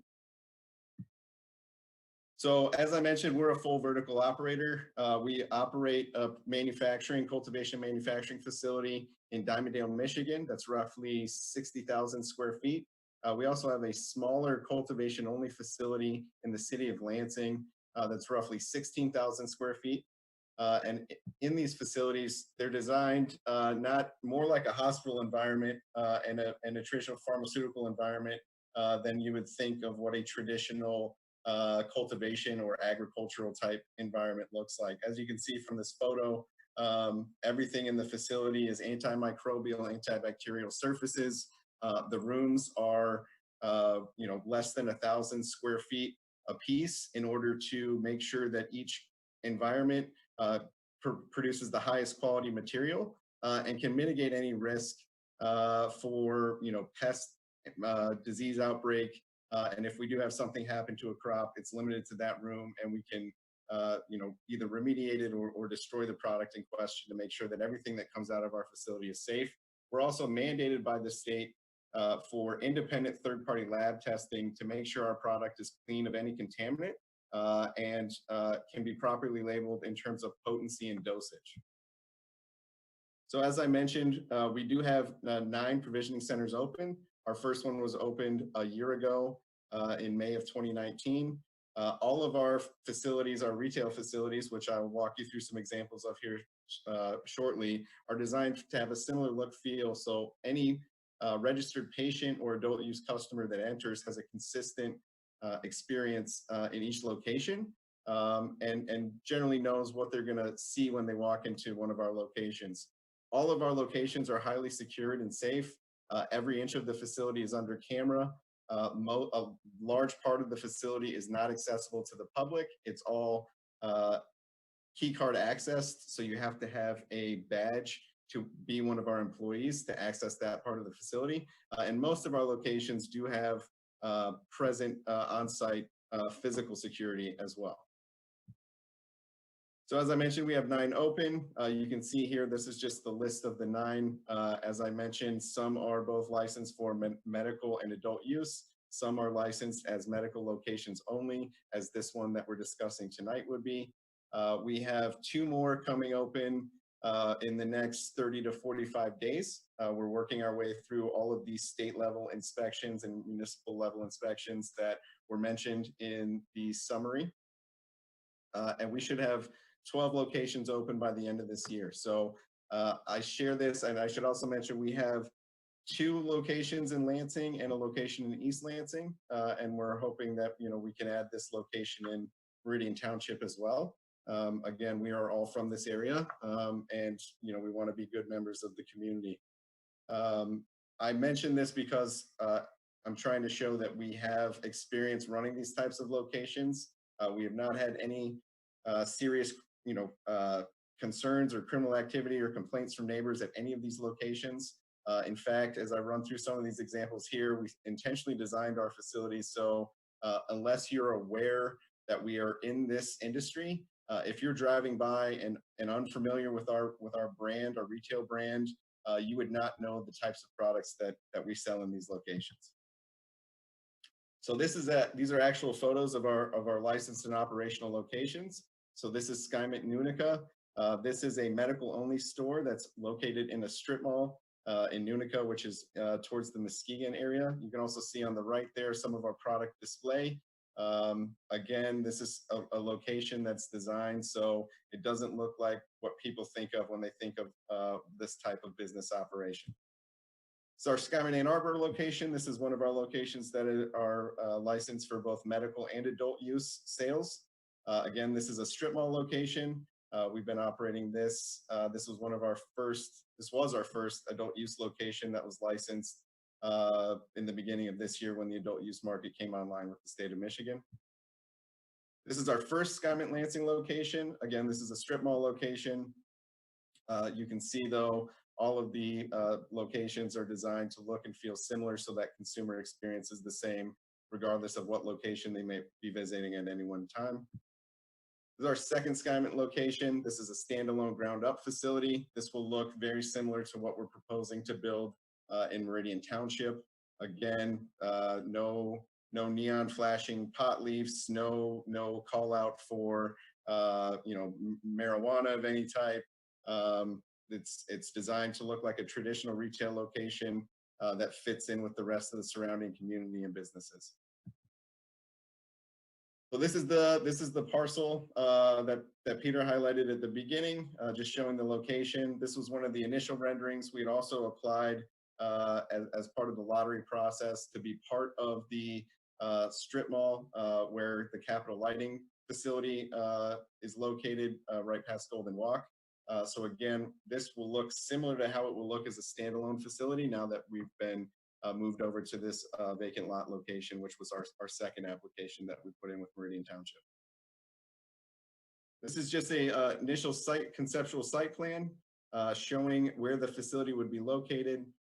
Again, there would be some landscaping, particularly on the south side of the facility to have some buffer between that and the adjacent businesses on that side of the operation. Ample parking. You can see on the other side of the building, there's a safe spot for shipping and receiving. Mainly it would be receiving out of these types of locations for the secure transporters that would come and drop off the inventory that then would be sold through our location. So I mentioned what our products would look like. I know that a lot of municipalities are concerned about odor control. As I mentioned, we're vertically operated, so we grow and manufacture all the products that we would sell through our location. All of our products come pre-packaged in jars, or in the case of gummies, in child-resistant bags that are tamper-evident sealed. So that is displaying on the left side of the screen there. That's displaying a jar that's been opened. That's more of a product promo shot. Anything that came to this store would have a tamper-evident seal over it, so customers knew that it had never been opened previously. And then on the right side here, not only do we have all of our product come pre-packaged, which obviously does not emit any odor, but then when our jars are shipped in inventory, they're shipped in bundles of vacuum-sealed containers as well. So there is really no odor associated with our retail locations at all. At any of our 9 existing locations, we've never had an odor complaint or complaint of any kind from a neighboring business. And even with all of these precautions on product packaging and product sealing, we still will use some carbon filtration devices to make sure that we're just covering all of our bases with our design and our products. So we are committed to being the most professional company in the industry. It's an emerging industry, so it's natural that people have a lot of questions and even concerns about these types of operations. But as I mentioned, our ownership group is all from this region. We still live in this region. I drive by our locations constantly in the course of my daily life and business, at least when life was a little bit more typical. And so we are committed to you know, being the gold standard in terms of design, safety, security, and compliance. So out of this location, we could only sell to registered medical patients, and that would be the case 100% of the time. So I appreciate you letting me walk through that. I'd be happy to answer any questions that the Planning Commission may have. Thank you very much. At this point, oh, Peter, you've got something to say? Sorry, I just want to make a quick clarification. This is the current applicant notwithstanding, this is a litigious industry. I want to be very clear. This is not the second application that was filed with the township. There was an application filed and there was a revision made to the site. So there was just the one application.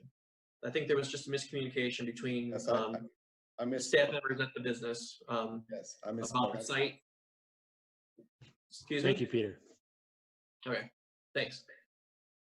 All right, we will move on to the public comment section of the public hearing.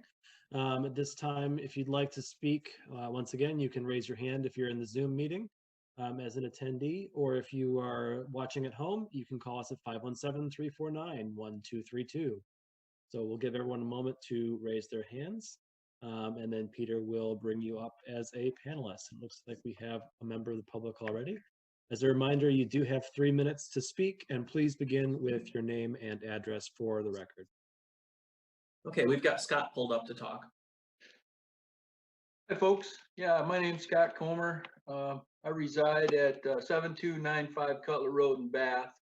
I own the business Protege Academy right next door at 4960 Northwind address. My wife and I. And we also have a woman's salon, hair and body salon suites. Right in the same building at the strip mall. We purchased the building from the East Lansing Food Co-op, and they were adjacent to this lot next door. My biggest concern here, folks, is I'm not concerned about the smell. I'm not concerned about the safety. We are a beauty school. We are a Title IV accredited beauty school.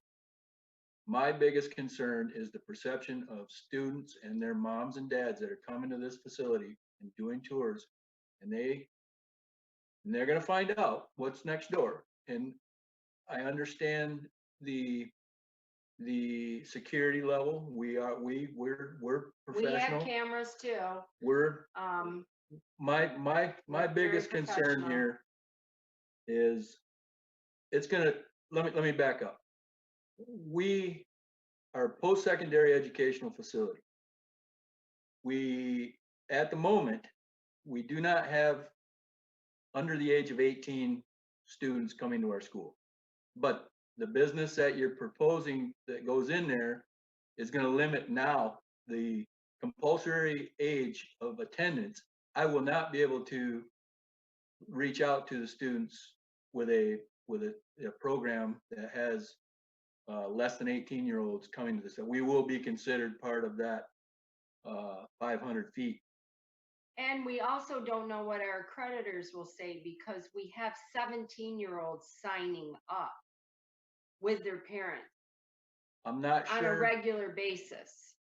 So I'm not sure. I mean, we're less than 100 feet from this facility. Well, you've seen the map. We're within 25 feet from the building where this one's going to be.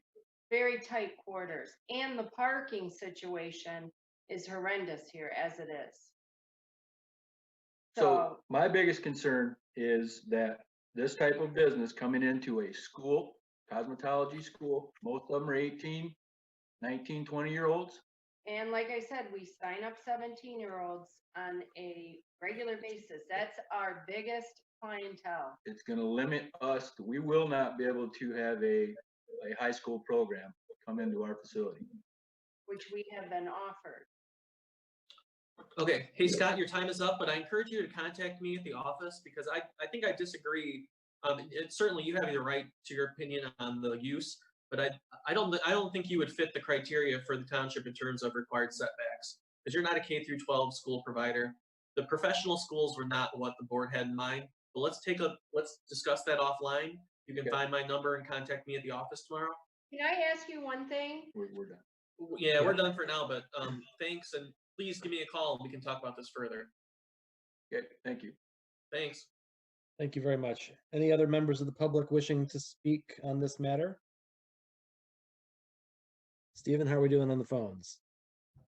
There are no callers at this time. Okay. Then we will move on to Planning Commission discussion. Any members of the Planning Commission wishing to speak? Commissioner Primo. Peter, I'm not sure if this fits with the 1,000-foot category or not, but the church group that I attend happens to be housed in a facility on Grand River that may be within that 1,000. It's a resident house that's supported by our denomination and licensed to hold church meetings in there and get the tax break because of it. So I'm just bringing that up. I don't think if that's a deal breaker, I want to raise the issue. I don't think our congregation would probably have any problem, but it is there. Well, I'm not familiar with the church. You're saying it's at a house? Yeah, it's the estate house that was owned by the physicians.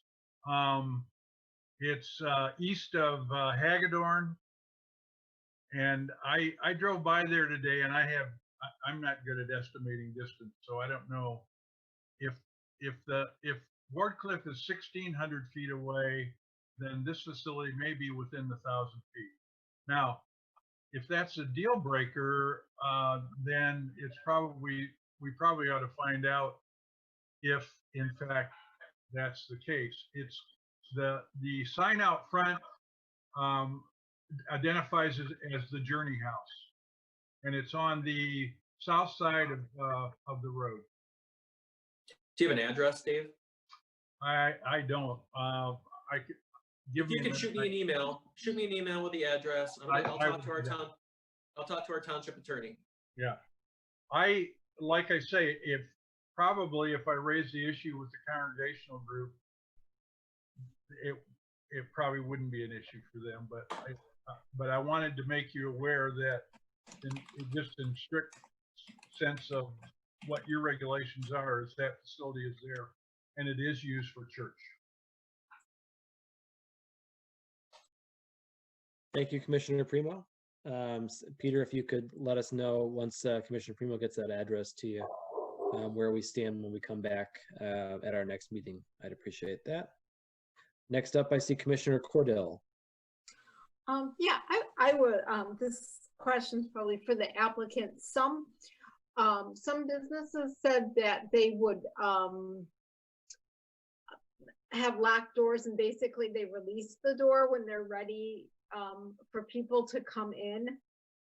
What would be the case with this? Yeah, so all of our doors are heavily secured, not just with commercial grade locks, but as I mentioned, with keycard Crocs access. So we have buzzer systems on all of our doors. Our employees are actually badged after their background checked. This key card is programmed based on their job function. So for instance, if they're not a store manager or an inventory control person, they can't access the vault area where we would store the product as backstock or while the business was not in operation. So all of our systems will be the same.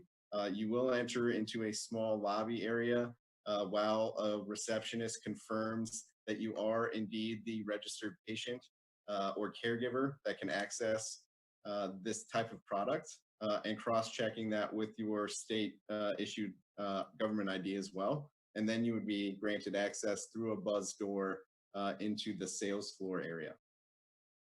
Good to know. Thank you. Any other questions? Commissioner Primo. Peter, I do have that address for you. It's 1628 East Grand River.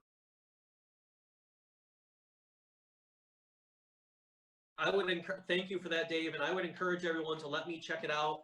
I don't need any Googling tonight. Let me check it out and talk to our attorney, and I'll get back to you on it.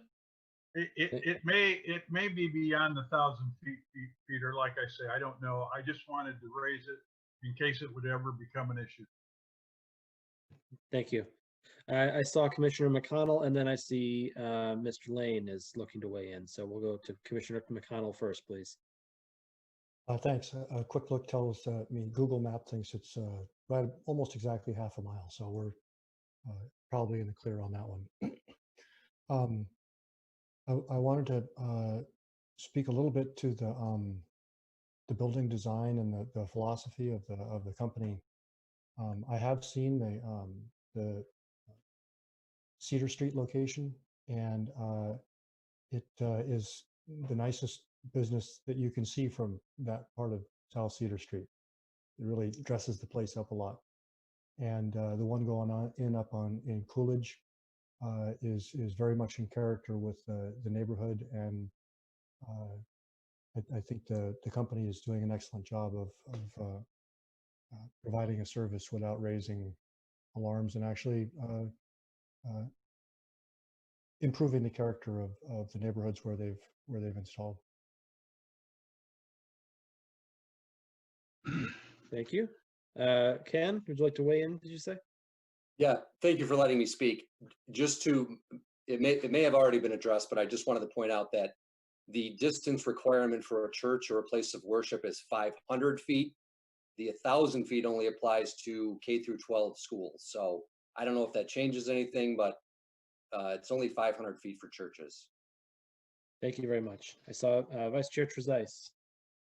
Yeah, a question for Peter that probably I'm asking only because I want to show that I actually read his memo. And that has to do with zoning. You indicate that this is currently zone C2, which is an acceptable zoning district for this use. Then you say that they're going to do a minimum lot size or a property split in order to get 100 feet of frontage. I'm curious why it has to go to C1 if C2 is appropriate. That may be a typo. I have a new staff member that's putting some stuff together, and we finalized the memos pretty late in the week. That if there's a reference to a changed zoning district, it was a mistake. I'm sorry about that. Okay, all right. It just looked a little odd. Thanks. Other comments or questions? Well, I think this generally is a pretty good proposal. I agree with Commissioner McConnell that the look and feel of the facility would definitely improve over the empty lot that we have there right now. I know that from what I was looking at the satellite imagery of this parcel, the community garden certainly at one time was an area that was quite nice, and it seems to have fallen into some disrepair. So I'm excited about the possibility of seeing some new development on this property. Overall, I've been appreciative of the applicants coming in for these projects and explaining their security procedures, explaining how they are mitigating what everyone is concerned about, which is the smell in addition to the security. And I appreciate the applicant doing so here as well. I'll be supporting this project, and I look forward to its completion. So if there aren't, Commissioner Richards. Yeah, my only concern on this is looking at the special use permit criteria. Number 5 says the project will not be detrimental to the economic welfare of surrounding properties or the community. So one thing I know Peter's going to kind of clarify the impact of the 17-year-olds versus 18 plus. But one thing, I guess, in kind of looking at the actual criteria, one could probably argue you know, surrounding properties, does that mean the actual business or the property? Because businesses can change within the property. So I guess I'd like a clarification on that, whether we're talking actual business use or what's really meant by property, surrounding properties.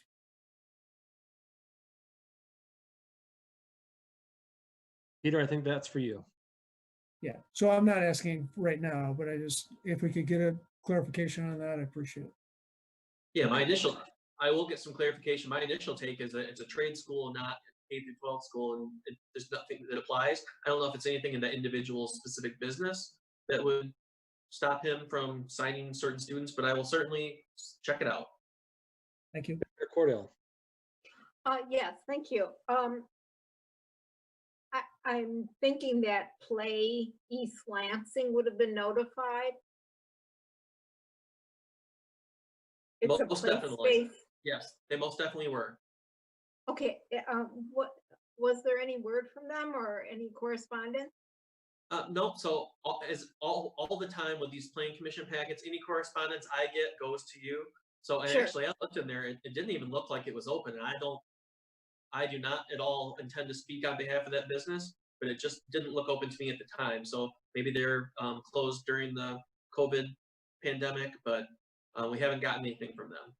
Okay, yeah, I could very well say, no, I trust that you do your notification. I just thought, you know, given the nature, I went online to look at what they were about, and I thought maybe they would weigh in, but I can definitely see during these times that they probably wouldn't have children interacting with children at this moment, or adults in that sort of setting.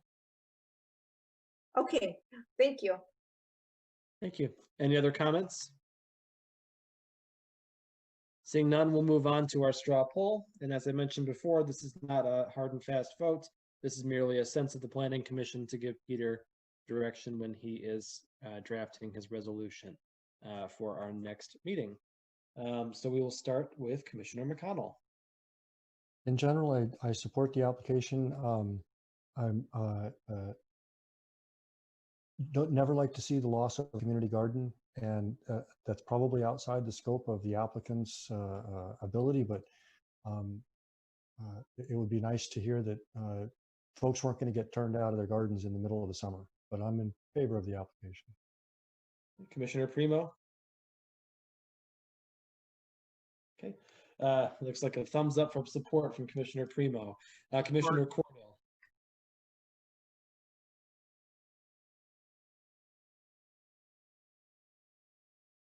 Commissioner Cordell?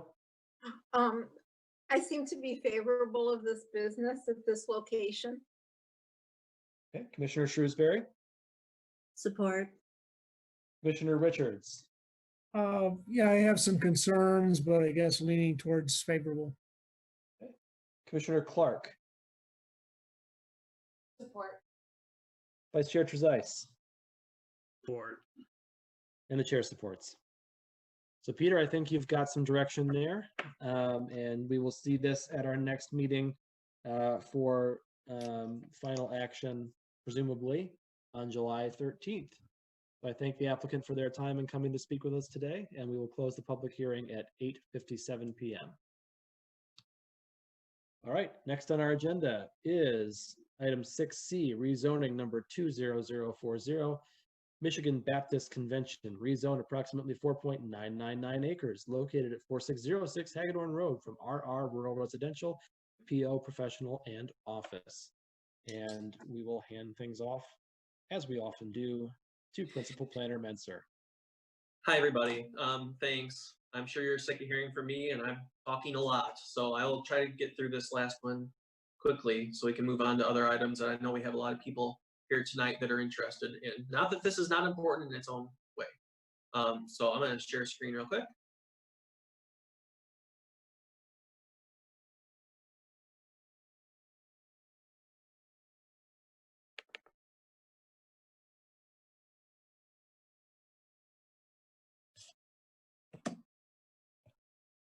Okay. I can't get out of here.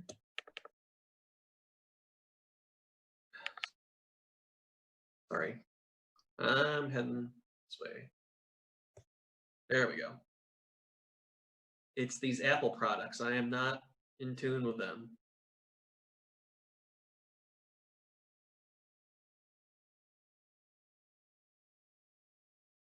All right. So tonight's public hearing, rezoning 20040, request from Michigan Baptist Convention, rezone approximately 4.999 acres at 4606 Hagedorn Road from RR, rural residential, to PO, professional and office. Same preamble as always. Everything I'm going after is on the meeting, is in tonight's meeting packet. In the rezoning, the Planning Commission is advisory, and so they'll be making a recommendation. Just one quick thing is the staff focus and the Planning Commission focus tonight is on the rezoning. There's no future development proposed here. We're really just looking at, is rural residential zoning appropriate for this property, or is the requested PO zoning potential? And I'll get into the reasons that the Planning Commission will use in making that decision, but it's not about a specific project, because there is no project. If there is a project in the future, that will have a separate process. Unless it's a use by right, it'll be a separate process for the development of the land, and we'll follow a similar process that we're going through now, probably a public hearing, if it is something that would require that. So we've got 4.999 acres from RR to PO. If you will remember back last year, a similar application was filed with our office for the same rezoning, RR to PO. However, there was a condition that the property be developed using the mixed-use plan unit development ordinance, and that there was a condition related to purchasing the property.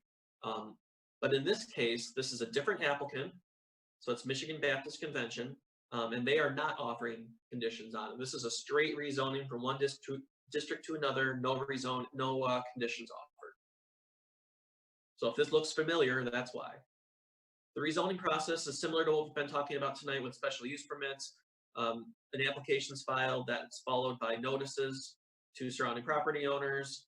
The main difference here is that the Planning Commission's advisory. Township Board's final decision maker. Once it gets to the Township Board, there's a two-step approval process if they choose to approve it. So really the board would be talking about it over the course of potentially 3 meetings. They would have it on for discussion, and then typically they would do 2 separate meetings, one for introduction and one for final adoption. So this is not your only, if you're at home and didn't get a chance to put a letter in or attend the meeting tonight, this is not your only opportunity to chime in. So the current land use is the University Baptist Church, which is not currently in operation. It is approximately 11,428 square feet in size. Future land use map designates this in the business technology category. So if you're wondering what that is, the master plan talks about being an employment center for the township and for the region, as well as allowing uses such as research facilities, light industrial, and corporate campuses.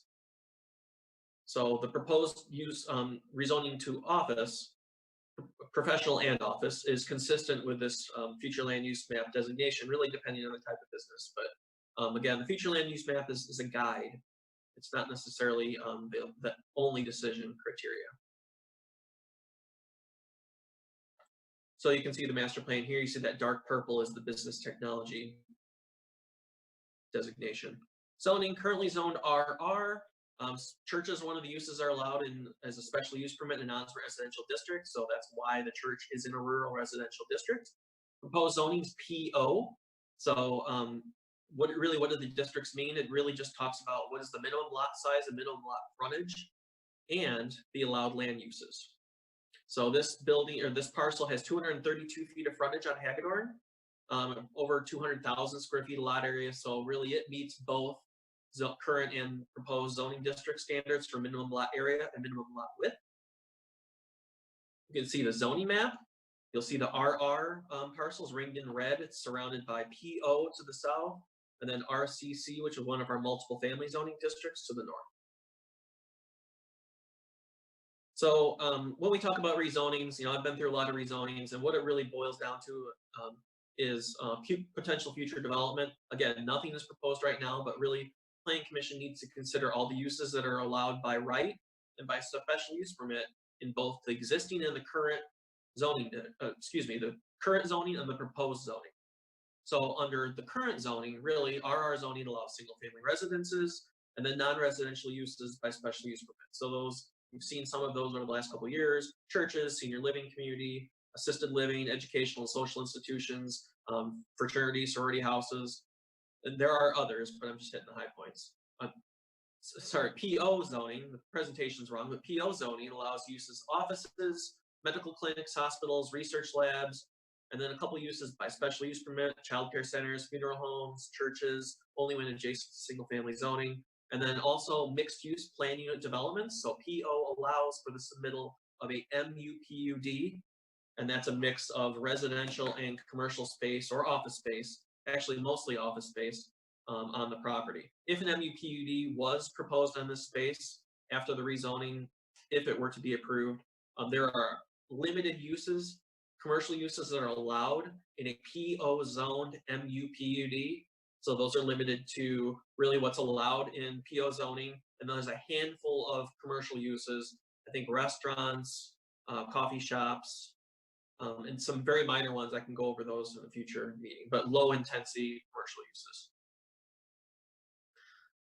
So as hinted at earlier, the Planning Commission, the review criteria for these types of requests are all uses by right in the current and proposed zoning districts, all uses by special use permit in current and proposed zoning districts, but also those reasons for rezoning listed on page 2 of the rezoning application, and then the applicant responses to those reasons.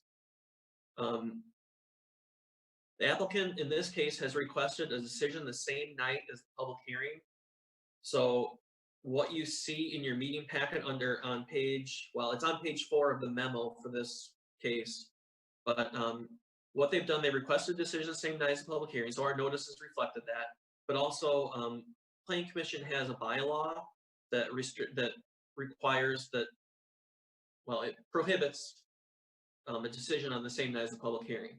In the past, and I have some information in the memo about consideration of this type of request. And the Planning Commission has considered requests like this, very few over the last several years, but at times you have considered it. So what I've got in your packet, should you choose to consider a decision tonight, is a motion to suspend the bylaw and to consider it the same night as a public hearing.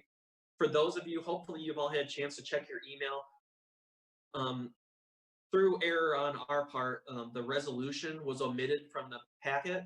I emailed that to you all this afternoon, so you do have that. And it's a pretty standard resolution, and it talks about recommending approval, because this, keep in mind, this still has to go to the township board.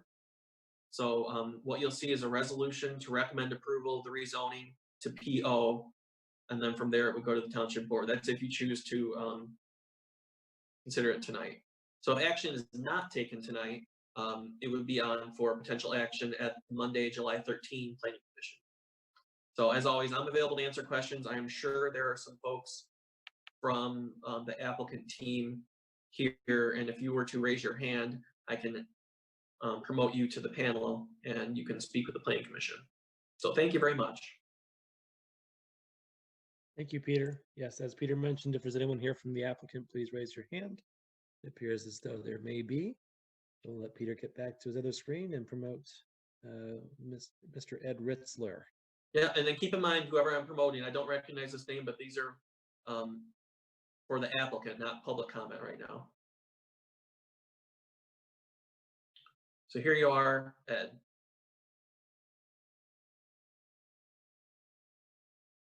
And Ed, make sure you unmute yourself, please.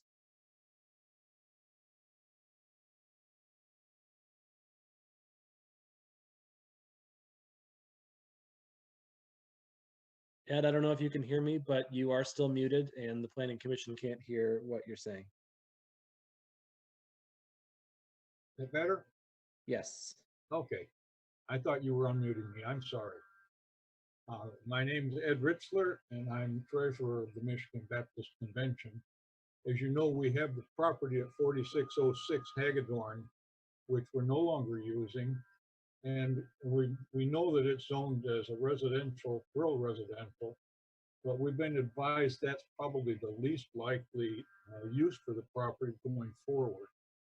Our real estate professionals have suggested that we be proactive and rezone the parcel to be consistent with Meridian Township's master plan, which is professional and office, or more specifically, business and technology.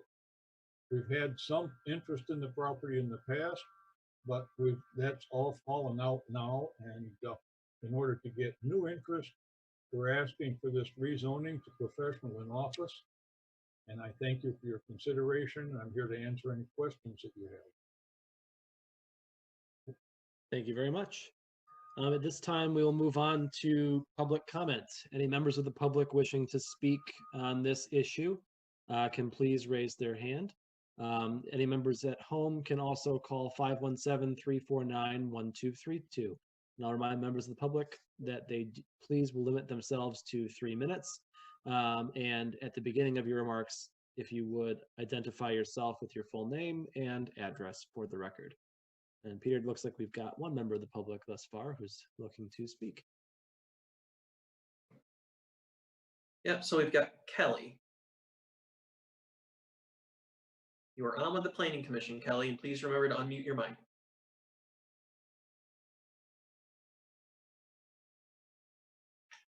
Did we get the right Kelly? I think there's a Kelly and there's a Kelly Rogers. Okay, sorry. Well, Kelly, sorry. We're going to move you back down. We're going to find Kelly Rogers, the real Kelly. Don't mean to put other Kelly on the spot. Okay, Kelly Rogers, please, you're on with the Planning Commission. Hi, can you hear me? Yeah. So we have 2 people under this one connection, and you're only going to hear me speak just so that the other person can get their 3 minutes as well. And I won't take probably all my 3 minutes. My name is Dave Rogers, and I live at 2924 Briarcliff Street, and I appreciate the opportunity to speak today. So I'm more concerned about this rezoning just in the context of kind of the history. I know that, before this, and I understand everything Peter's saying, and it's really helpful information for me as a resident. But there's been prior attempts to develop this as high density apartments, and that would be, adjacent to Glenwood and other nearby apartments. But I know the prior plan was for a 102 unit apartment complex. So I know there's no plan associated with this rezoning, but I'd actually feel more comfortable if there was a plan, just so that we could see it's truly business and technology office buildings, which does correspond to the master plan for the township. So that does make sense to me. I really want to know, or just see that there really aren't any intentions for an MUPUD and high density apartments. And it seems to me the land could still be sold and listed today as RR, knowing that, people might support PO with a plan to actually build office buildings there. My property is adjacent to this land, so, it's obviously a really big concern for me, just to make sure that, it gets developed in a way that's consistent with the township and other residents in the area. And then I think that, I kind of prefer there being a little more time to let this get a little more discussion going. So I kind of prefer a July 13th decision. I'm a little concerned about kind of rushing things through and suspending the bylaw that would actually result in us making it, or you guys making a decision today. So just, strong concerns, just want to see this land get used in a proper way. Definitely, I understand people want to sell this and, see it developed in a good way for the township. And I do want that too, but I'm just deeply concerned that PO could lead to MUPUD, which leads to apartments. And the next thing you know, what we really have are high density housing. And that's just, it's just a very strong concern for me. And then I'm all set. Thank you. Thank you very much. I don't know if you want to let Kelly speak now or if you wanted to. Yeah, so we don't have to promote someone else and then promote you back. Why don't we go ahead and have Kelly speak, please? Okay, Kelly Rogers. I reside at 2924 Briarcliff Street. I oppose rezoning 20040 for 3 reasons. The first reason is that the PO zoning, as you pointed out on your slides, Peter, allows for a mixed-use PUD. We have had interest in that in the past with the Minerva rezoning request, which is no longer on the table. So that continues to be a concern. Reason number 2, going deeper into the ordinances as I have, ordinance 86-440 doesn't put a lot of restrictions on that mixed use PUD, which was why we had so many concerns during the last rezoning request. I think at a minimum, they would be allowed to put 70 apartments with some service businesses underneath it, if I'm reading it correctly. Now, if they also included lead development in that, that increases the number. We were getting upwards of 100 apartments in that area, adjacent to Glenwood and also near the lodges, which raised a lot of concerns. And with that being said, then it would be inconsistent, like if we went with PO and a developer came along and said, and bought the property and then started floating a mixed use PUD, it would not be consistent with the master plan calling for business technology offices. So I just wanted to share those concerns. I know that part of this, I'm not against redeveloping that property and then being able to sell that instead of it sitting vacant. But I do have this concern that we keep running into where the PO rezoning has the mixed use PUD opportunity on it. And if there's ever an opportunity to fix that or discuss that as a separate issue, I would volunteer as a citizen, because I think we're not the only people in the township that keep running up against this. So with that, I will end my comments. Thank you very much. Any other members of the public wishing to speak? They should take the moment to raise their hand if they're in the Zoom meeting, or give us a phone call at the number I provided earlier. Stephen, how are we on the phones? There are no calls at this time. Okay, and I do not see anyone's hand raised. So we do have Chris Buck is requesting to speak. I know he's the agent, he's a rep. Okay, Mr. Buck, welcome back.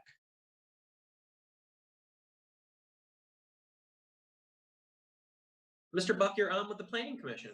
There we go. How are you, everybody? Chris Buck, 2642 Loon Lane. I appreciate you taking the time tonight. In full disclosure, as many of you know, I was the Economic Development Director for a number of years with the township. I do now, in disclosure, I do work for Martin Commercial Properties. I'm not the commercial realtor who's working with this group directly to list the property, but I understand the other public comments talking about the concerns about apartments, but I just want everyone to rest assured that, you know, this is a church that is no longer operational, yet they have this land and they're trying to prepare it for sale. And values of properties are based really on the zoning that it's allowed, and developers, regardless of what they want to build, are looking for a smooth path to be able to propose what they want to do. And so getting the step of moving something from rural residential, which it certainly is not likely to be in the future, is one barrier that is being removed in order for the realtor to shop this property on behalf of the church. So, I mean, with Wayfair moving in just a quarter mile to the north of this property, with the EFRIB going online in 2021, unless the construction has been delayed to push that back out, this is really a hotbed for companies to try to move in adjacent to Michigan State University. And I really think that there's a lot of energy in this Hanna district to add additional professional services in conjunction with Michigan State. So if you recall back, I know the Minerva name was mentioned last time, the Planning Commission at that time approved this or made a recommendation for approval to professional and office when there was the mixed use and apartment plan attached to it. There is none of that at this point, and so it would be surprising if you didn't support this. I think that's why the request was made to have you act on it tonight. Lots of steps before any type of housing would ever be approved on this property, so I'd rather not slow this down and hold the church up from being able to move this important property in the township. So thanks for your time. Thank you very much, Mr. Buck. Any other members of the public wishing to speak? Okay, seeing none, we'll move on to Planning Commission discussion. Any Planning Commissioners wishing to speak? Commissioner Richards.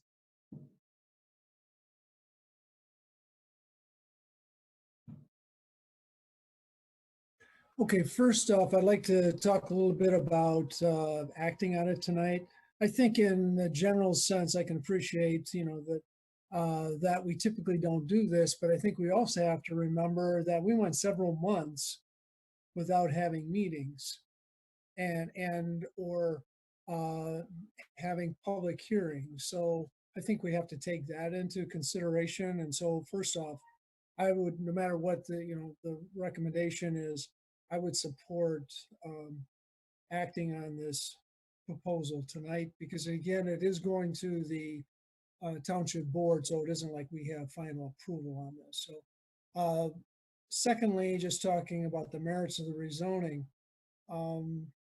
this is, we have talked, at least I've talked in the past, about infill projects or parcels, and this one fits that definition. We're not taking green space and then building something on it like we're seeing tonight in other projects. So I think most of us would probably agree, at least I agree, that current zoning is not appropriate, doesn't meet the master plan. So I guess where I'm coming from, unless I hear some arguments contrary, I would support the rezoning request and acting on it tonight to move it to the township board. Thank you. Commissioner Cordell. For us to facilitate a decision tonight, that should be really entered in very seriously. Yes, I understand we haven't had meetings, but we have started meetings. It would just be a couple weeks. I can see that an office building would fit into the master plan framework. I don't think by using the PO zoning for an MUP project would really address the spirit and intent of the master plan for that parcel. While we cannot suggest conditions to rezonings, applicants may, and perhaps they would like to consider tying their rezoning to an office use. Seeing that it's adjacent to a single family district, a smaller office building would be less intense than a commercial use or apartments that may number a fairly high number. So that's where I'm seeing this proposed rezoning. Thank you. Thank you, Commissioner Cordell. And I do just want to remind everyone, as we know, we are not authorized to offer any conditions to the applicant. The applicant would have to offer conditions on their own. And obviously, given that there is a request for us to act on it this evening, that should also be understood as we're moving forward here. I will speak briefly on the suspension of the bylaws to take action on this project this evening. Generally, I'm not supportive of suspending this particular bylaw. I think the extra couple of weeks gives us some time between when we first hear from an applicant, gives us time to ruminate on it, for more information to come to light, and gives the public a few weeks after hearing from the applicant in our first meeting to digest what they're saying and respond. However, we have considered this before, a request very similar to this, and the public has had a couple of opportunities with the last rezoning request, which is materially very similar to this one. And so while I don't necessarily want to set a precedent of taking action on the same meeting in future projects, simply because the pandemic precluded us from meeting, I I don't feel that way about this particular application. Did see a similar project before. I believe I supported it then, and I'm generally supportive of it now. I do understand the concerns of the residents nearby, however, and I'm not thrilled about the idea of a massive apartment complex in this particular area. But that would be something for us to consider if and when it ever came before us again in the future, I think. Any other comments, Commissioner Primo? I am not in favor of suspending the bylaws for this particular project. The reason being, I don't feel any sense of urgency on the owner's behalf, even though our friend Mr. Buck was very eloquent in his presentation. I think that we have to reserve that kind of activity for conditions that push us harder than this particular project is. So I would not be in favor of suspending the bylaws, although I would probably support the change. I don't see that.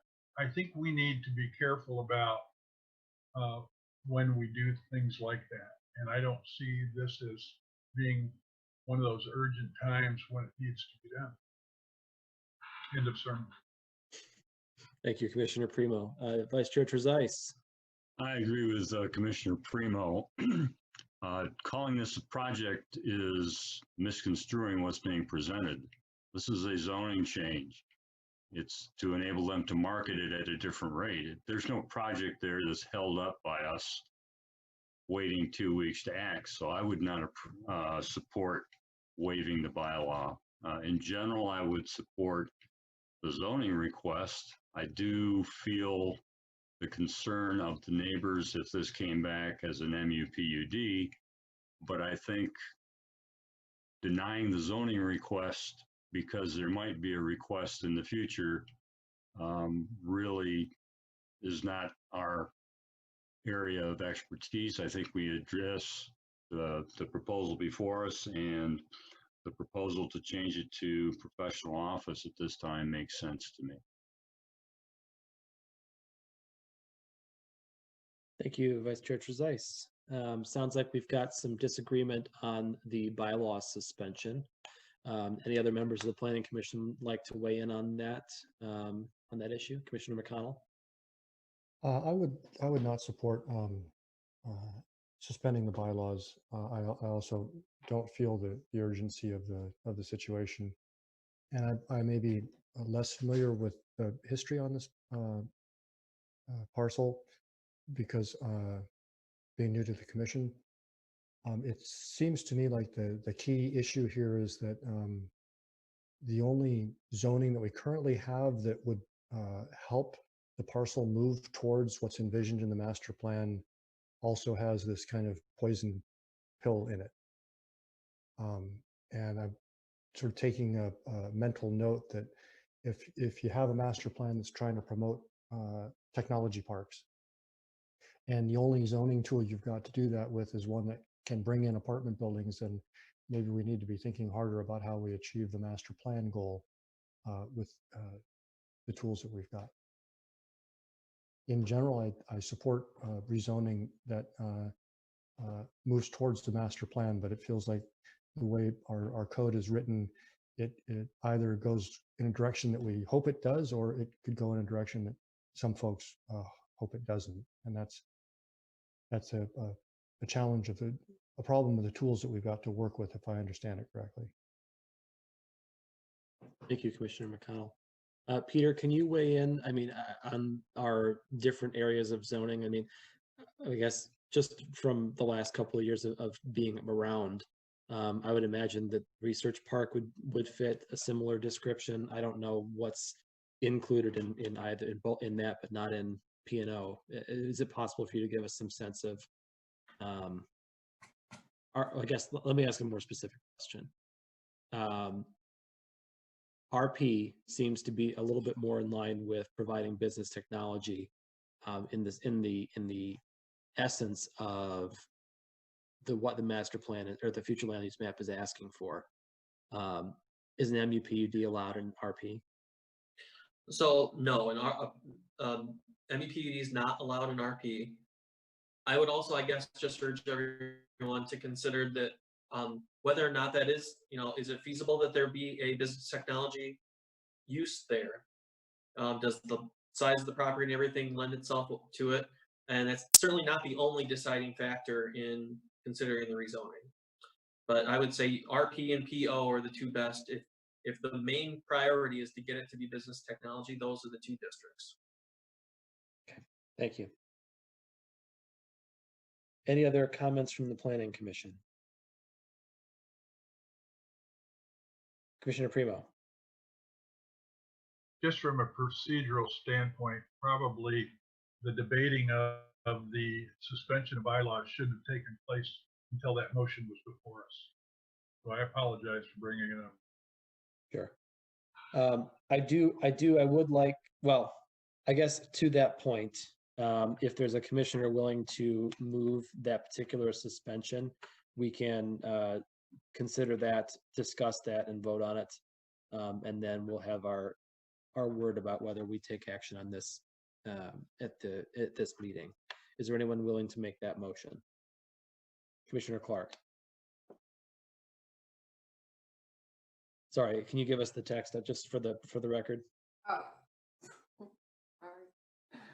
I lost it. My bad. I'm scrolling. I move to suspend Planning Commission 6.4.A to consider rezoning 240 the same night as the public hearing. Thank you. Is there a second? Seconded by Commissioner Richards. So I guess now would be the time for all the debate that we just had on the suspension of the bylaws. Is there anything additional that we want to bring up on that topic?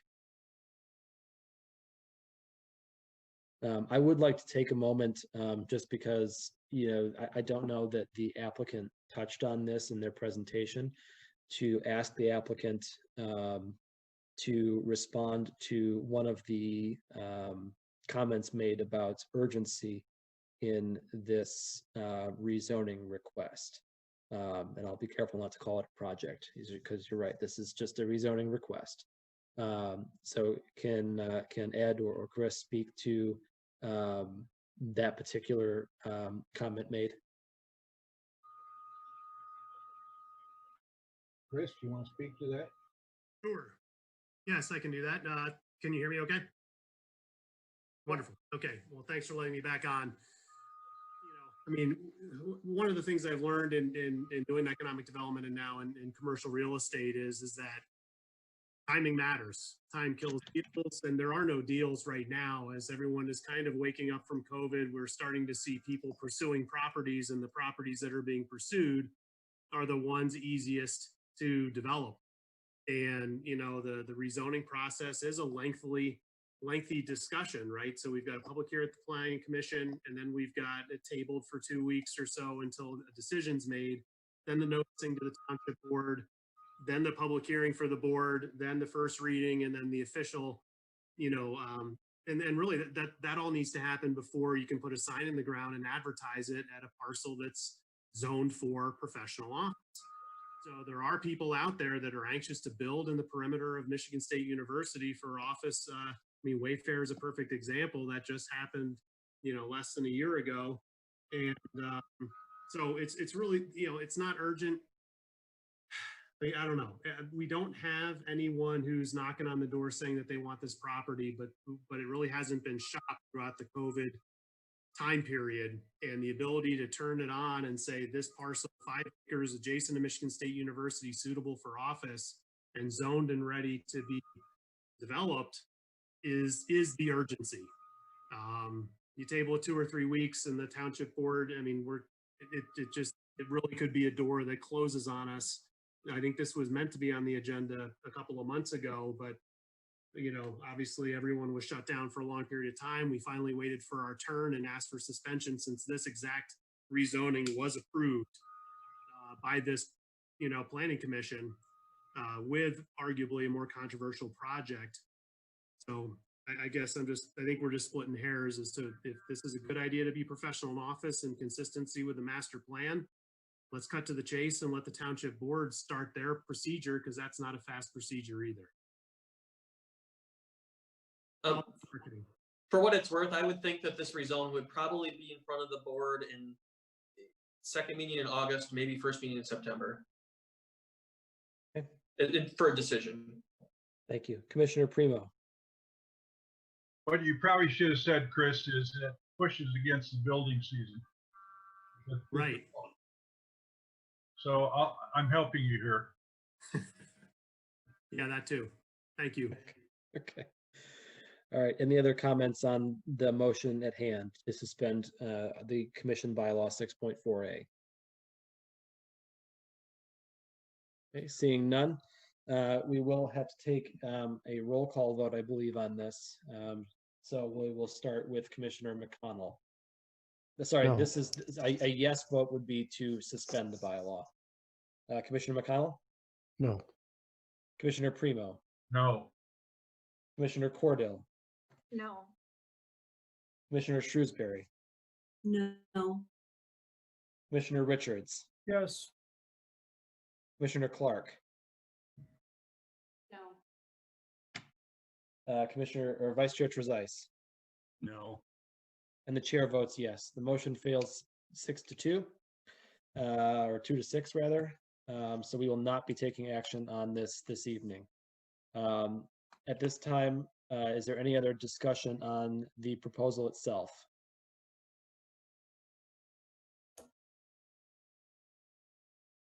Okay, seeing no hands, we will move on to a straw poll.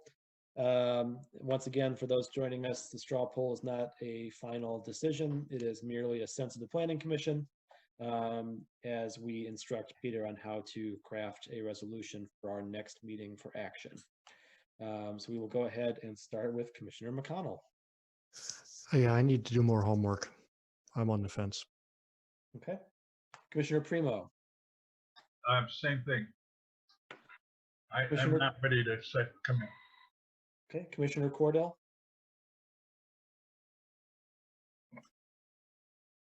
Rezonings are difficult. The township can't impose conditions without the applicant coming forth. But I will say that if there were a condition that assured us that it was in the intent of the master plan, I would be in favor of a rezoning.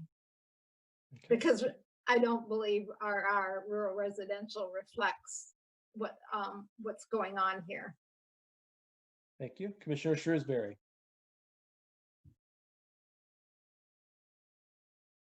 Commissioner Shrewsbury?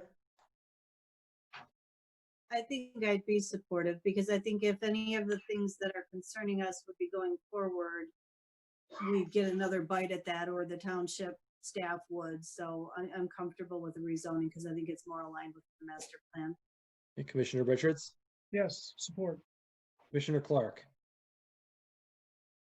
Support. And I would also support. So What Peter, about- I hope that gives you some, oh, did I skip someone? Commissioner Trezise? I'm sorry. I would support also. Okay, thank you. Peter, I think that gives you some idea of how the board or the commission is feeling at the moment. And I will go ahead and close the public hearing this evening at 9:37. Thank you to the applicant and to Mr. Buck as well for coming by and lending your expertise to the commission once again. I have had a request from a couple of commissioners in our chat function, which I will vocalize now, that we take a brief recess before we get into unfinished business. So if we could, let's go ahead and take a brief break. We'll say 5 minutes. I have 9:38 right now. Let's come back at 9:43, please. We stand at recess.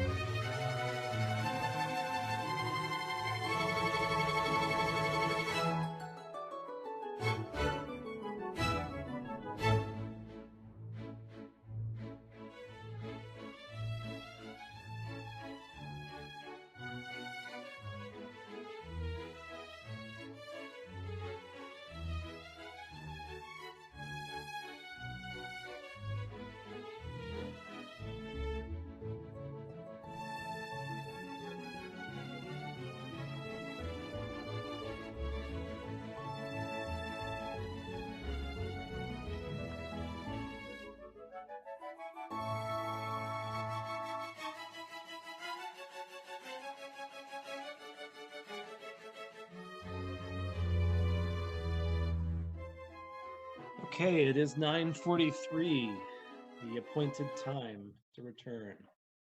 I'm going to look to, I'm going to unironically look at everyone's video to see, make sure we have a quorum again, understanding that I am indeed here.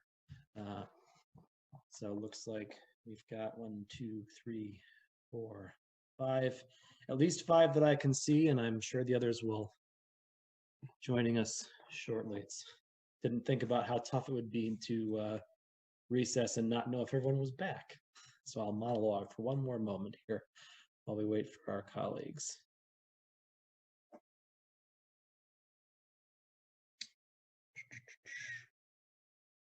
Commissioners Cordell and Trezise, if you can hear us, we are getting started. All right, we'll move on to the next item on our agenda, which is item 7A, unfinished business, special use permit number 20011 to establish an approximately 268,263 square foot senior living community comprised of 230 units on an undeveloped parcel identified as parcel number 20-401-005 located at the east end of Hannah Boulevard.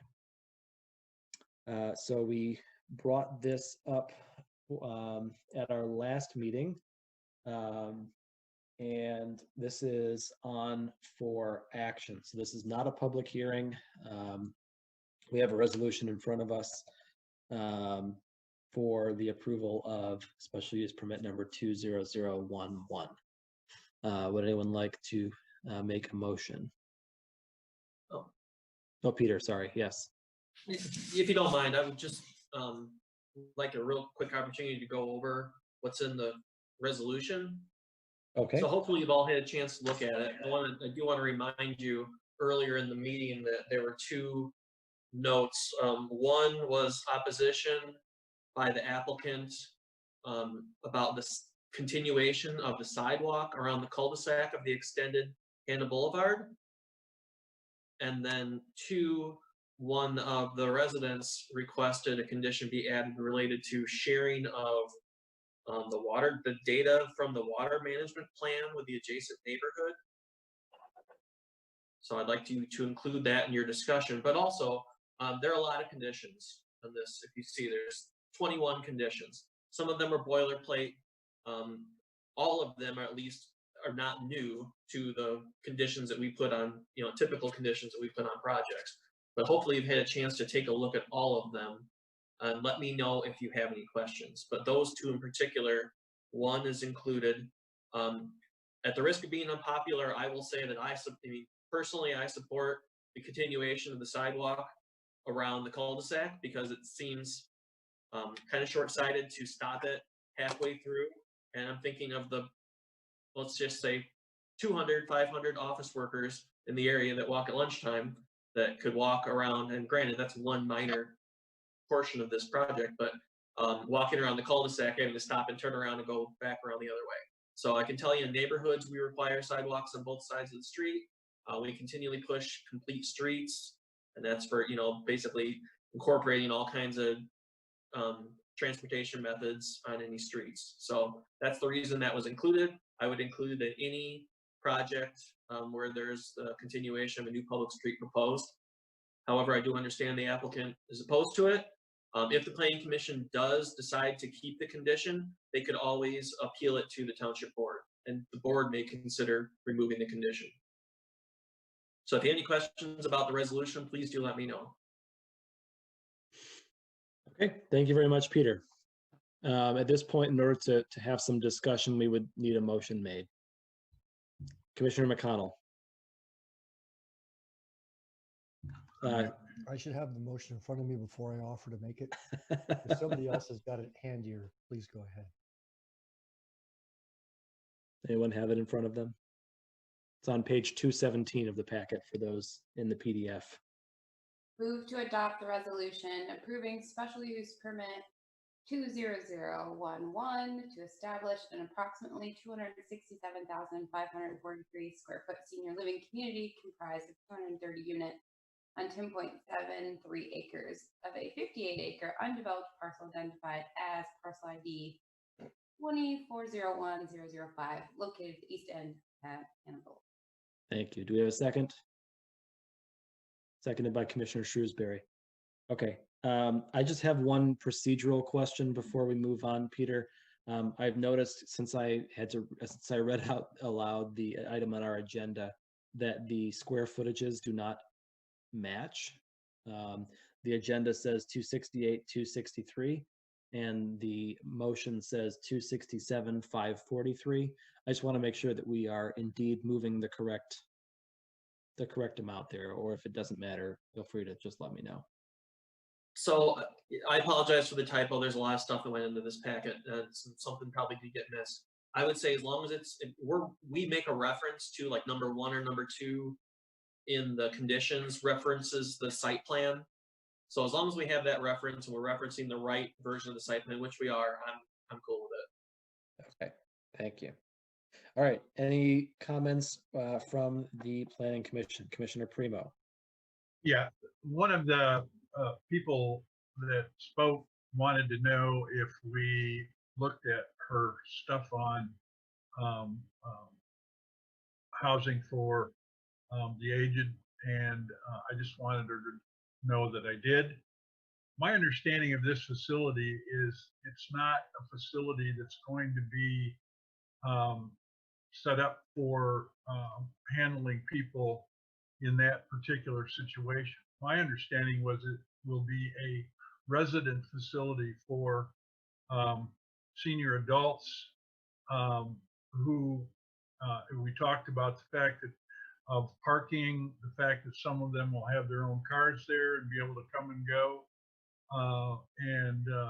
So I'm not sure, while I understand the concern, I'm not sure the concern applies to this facility.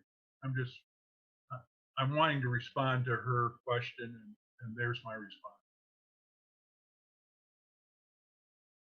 Thank you, Commissioner Primo. Commissioner Shrewsbury.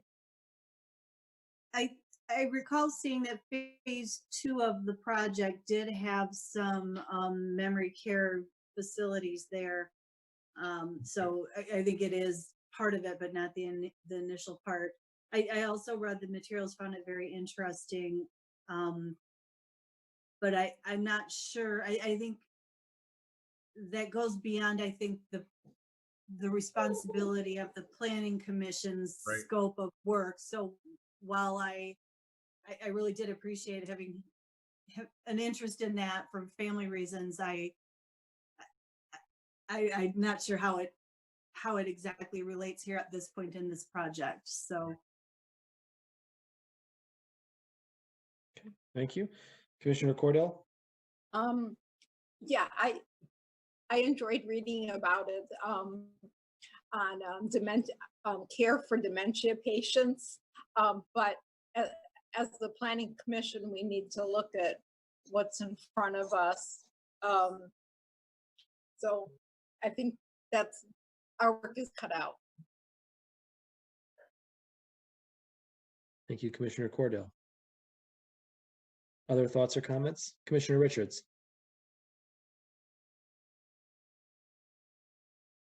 One of the concerns, I mean, there are a couple of concerns brought up by residents, and in looking at the criteria for a special use permit, you look at, I believe it's number 9. My computer goes too slow to go back to the actual, because we had it before, but it says that something to the effect that there is no adverse impact on, and it includes a lot of different things, basically the environment, in a sense, it'd be to take a green space basically and put this kind of development in there is going to have an adverse impact. I mean, there's, at least the way I read it, unless I'm reading something into this that shouldn't be read into it. But I think as the project is proposed, it's a good project. And, I share the concern about, although in looking at that particular provision, I don't believe that, flooding or stormwater. I'm not sure that it doesn't really reference stormwater in there because we know that's the drain commissioner's responsibility in that office. But so anyway, that I guess that as I specifically look at the criteria, that one bothers me. Thank you. Commissioner McConnell? Yeah, I have three general sets of concerns with this application. And I read the SUP request standards maybe a little bit differently than Commissioner Richards. The criterion 6 says the project is adequately served by public facilities such as existing roads, schools, stormwater drainage, public safety, public transportation, and public recreation, etc. So I'm a little curious, being somewhat new to this. The resolution typically, and in this case, speaks to municipal water and sanitary sewer is available, but doesn't address these other facets of public facilities specifically. And it seems to me that the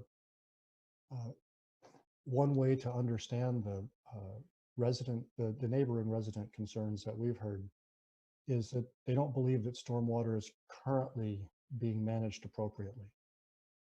And they believe that prior development in the area has contributed to underperformance of stormwater facilities. So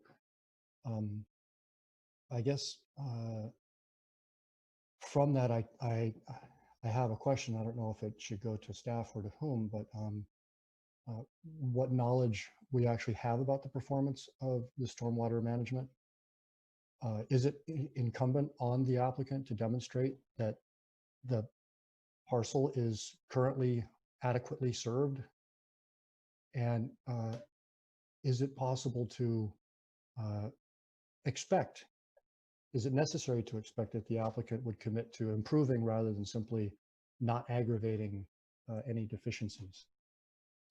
At the end of the day, the applicant's going to be held to the standards from the Ingham County Drain Commissioner's office. So that's part of our job, is confirming those approvals. They'll be submitting to them, and they have to design their project to meet the standards.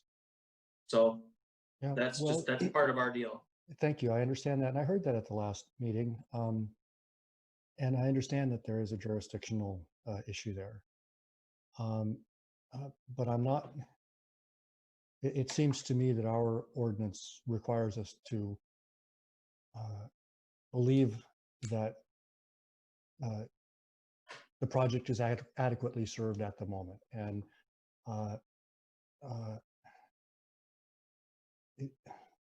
it is a special use permit. The applicant is asking for something beyond what would be allowed by right.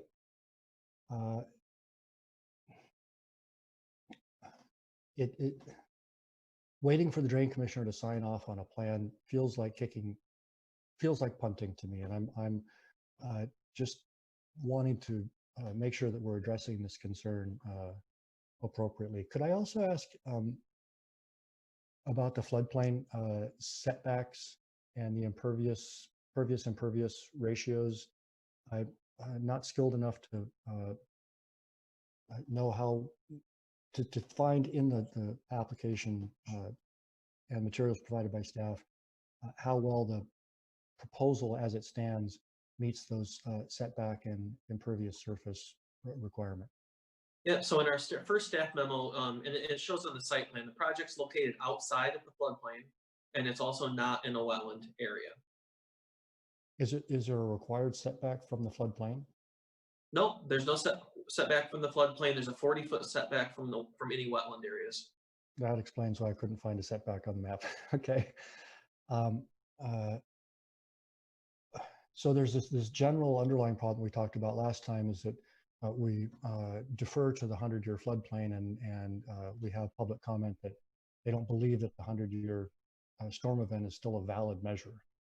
And I'm not sure that we can do anything about that on this project, because it is what it is. But I think as a township, we have to be more thoughtful and forward-looking. And in fact, our climate sustainability plan tells us that we need to rethink the assumption of 100-year floods, because it seems like they're coming a lot more frequently than 100 years. So if I were an applicant and I was trying to get approval on a special use permit, I would be wanting to demonstrate that I understand this, that we've looked at the system and how it's performing, and we're certain that we can actually improve its performance, not simply aggravate it. And I did look into some of the previous stormwater management on prior phases, and it was in 2013 that something called a level spreader had to be retooled because it wasn't level enough or wasn't spreading enough, and there was some erosion into the detention pond. And there's many aspects of the materials that I'm still grappling with, but it does seem like there's a possibility that inadequacy of the existing facilities and the new facilities proposed could very much lead, instead of water traveling north to the Red Cedar River, of it actually spilling back southwards towards the Heron Drain. And that seems like a concern that has to be addressed. I don't know, Mr. Chairman, I've got a couple of other concerns. Do we want to stick with one, or shall I address the others as well? I think go ahead and make your concerns known, and we can talk about them. Okay. As I was reading from the request standards, public facilities, and also mentioned public transportation. And again, we talked about this a little bit last time, and the response from the applicant was that even if the site is not currently served by our public transit provider, that they'll be providing those services for their residents. My concern is not only about the residents, but also about the employees. And I've learned a lot more about employees in these kinds of facilities, like I think we all have over the past few months. And I didn't get the impression that, well, if the applicant is planning to bus their employees to the public transit system, that's fine. That's great. That's wonderful. But it's a big hike. I made that hike today. I wouldn't want to walk that distance every day to and from work. So I'm concerned that the site doesn't meet the requirement of being adequately served, and would want to see something from the applicant that they've thought that through and have a solution. The other issue that was raised in many of the public comments had to do with the natural feature survey inventory. And the special use permit application does require that a natural features assessment be submitted with the application. And the use of an inventory several years old from an inopportune time of year doesn't feel to me like it adequately meets those requirements. So I'm interested in hearing from other commissioners about potential conditions relating to stormwater drainage, public transportation, and a natural features inventory. Thank you. Other commissioners wishing to weigh in? Commissioner Cordell. Yeah, I was concerned about when the natural features survey was taken. I believe it was November, and it probably would not show a full picture. As for drainage, there's been a great deal of attention or speakers addressing that. The Homeowners Association has hired a law firm. I believe we're making it contingent that one of the conditions is that the stormwater information be shared with the Homeowners Association. I can't begin to be a drain expert. I've seen the pictures and they're concerning to me. When I have a question though, when the drain commissioner looks at a project, that all the stormwater is handled on site, what about what about pre-existing problems, pre-existing situation? Can staff address how pre-existing situations or circumstances are addressed by the Drain Commissioner's office? Because I don't want to make matters worse by such a large project, but I can't pretend to be an expert on the subject either. So nor can I. I don't know the details on drainage. We rely on our expert at the county to review these projects in accordance with their standards. So I don't think, I guess I don't understand your question about existing problems. Testimonies and letters of the public, of basically the residents to the east, have raised concerns about the amount of water that seems to be encroaching in their neighborhood. Does the Drain Commission office examine not just the site that a project is undergoing, but have there been, do they look at, are there problems that are existing there now? And if a resident were to seek out and have it file something with the drain office, I know that they would investigate if there are issues today. I don't know to what extent they would be able to provide a solution certainly without some sort of drain district imposed on them.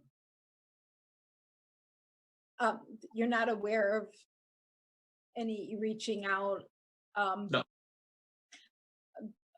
I imagine the attorneys for the homeowners association should know that. I imagine the president of the homeowners association should know whether the status of that. I don't know if they're still available to address that. Holly, I can address that a little bit. I can give you an example. In our neighborhood, we had a flooding problem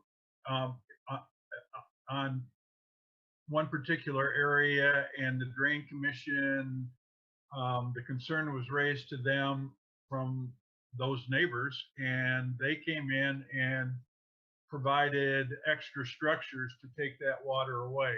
So I think that if the wheel squeaks loud enough, the Drain Commission responds, and that's an example of where a public concern got addressed to them and they did something.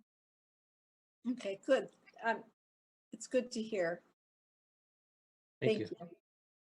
Vice Chair Trezise. Commissioner Cordell mentioned that she thought there was a contingent requirement that they share the data of their water survey with the neighborhood association. That is not one of the restrictions in the motion at this point. It was requested this evening, and I would support adding that so that the data gets shared with them. They have some water problems in Indian Hills, which may or may not be related to the development, the development nearby here. I mean, it could have been contributed, it could have been upstream, it could have been a lot of different places. It could be a neighborhood a half a mile away that's a lot of added waters coming in. I don't know that we can require a new applicant to try to correct the problems of prior developments. I think we can do what we can to make sure that there is absolutely no increase in the impact. I would hope this is a situation where the developer would over-engineer the situation so that there is less water going out than might be expected, or that can handle a heavier rain that may have been projected for 100 years. But I don't believe we have the authority to require that because we don't have the expertise to know what that would be. I do think we have the authority to require they share their data with the neighborhood association as they submit it to the Drain Commission. So I did hear a proposed amendment to the motion as it exists currently to add a requirement to share the data of the water survey with the neighborhood association, the name of which I'm sure Peter can collect for the resolution as if it is approved. Would the motion maker consider that a friendly amendment? I'm looking at Commissioner Clark. Okay. If I can, I just want to clarify, do we know what data this is? That when there was discussion specifically about a water management plan, I guess my primary concern is not knowing the specific data. I mean, I don't want to, it'd be a condition of approval. So they potentially would be denied not sharing the proper information, or if they feel like they didn't get the proper information. I would encourage to share all the time. I don't know if it's appropriate as a condition related to a special use permit, but that's for you guys to decide. Commissioner McConnell? I would offer a slightly different wording on the condition. Since the ordinance calls as a standard, it states that the project is adequately served by stormwater drainage. I would offer the condition that the applicant demonstrate that the project is adequately served by stormwater drainage. I don't know what those standards are, but our ordinance requires that the project be adequately served. And if our residents are telling us that it's not, I think it behooves the applicant to demonstrate that it is. I see Commissioner Primo, then Commissioner Richards. And I've noticed Mr. Lane as well, so hang tight. When the plans are submitted, they're going to have to meet the criteria that is set by the drain folks, which is in the hands of the county. So to meet what you just asked for, they simply have to meet the specifications of the county in terms of drainage to handle that facility, the runoff from the parking lot, et cetera, et cetera. Those specifications come from the drain commission, and they have to meet those. And so that's going to happen by requirement. So I'm not sure that adding that wording, Bill, changes anything. Okay. Commissioner Richards? Yeah, I took Commissioner McConnell's suggestion as a motion, and I was seconding it. And I believe that we should vote on it because I don't think this is going to be friendly. Okay. All right. We have a motion and a second. Is there any debate on that motion? And Commissioner McConnell, would you restate that one more time so that we're all aware of what it is we're voting on? Sure. That the applicant demonstrate that the project is adequately served by stormwater drainage. Okay. What does that mean, Bill? I don't know. I don't know. What I read is an ordinance that says you can't ask for this unless you can demonstrate that this is the case. And I'm hearing residents say this is not the case, that the local stormwater infrastructure is not capable of handling the water, and it's flooding their neighborhood. And I don't know how one demonstrates adequately served by stormwater drainage. It's not my field of expertise. But it seems to me that if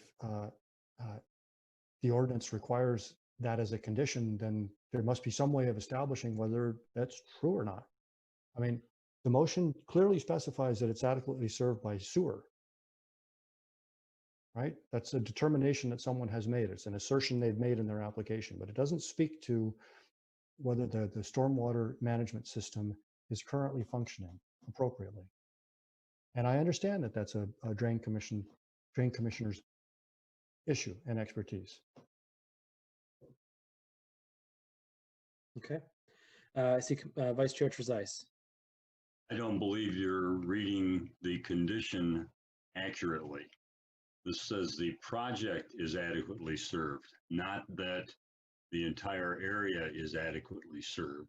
And so if the project can be developed so that it doesn't impact the current situation, then I think it shows that it's adequately served. But a bigger problem is, since that standard is not anything we know, I don't know who decides whether it's adequately served. And so it's a requirement without a definition, to my mind. Or teeth. Yes. Any other comments on that particular motion by Commissioner McConnell? Okay. Seeing none, we will go to a vote on Commissioner McConnell's amendment to the current motion at hand. Commissioner McConnell. Yes. Commissioner Richards. Yes. Commissioner Primo. No.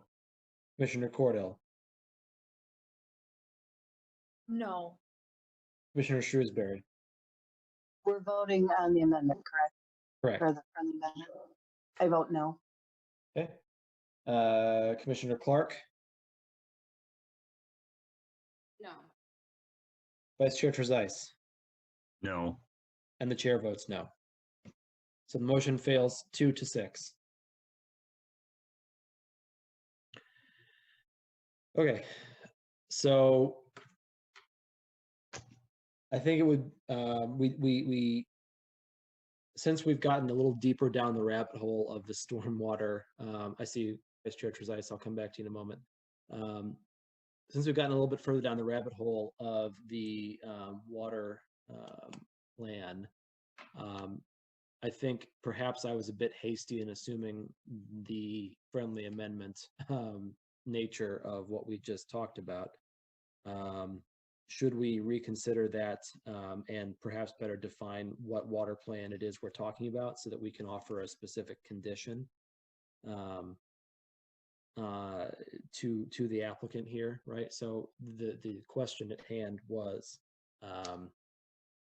whether or not we require a sharing of some data with them, and I perhaps ill-advised assumed that there was a specific report of some kind that the applicant had that the neighborhood association wanted.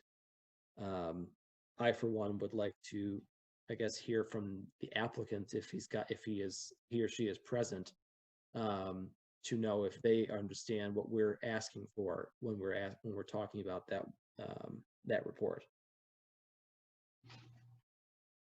Vice Chair Trezise.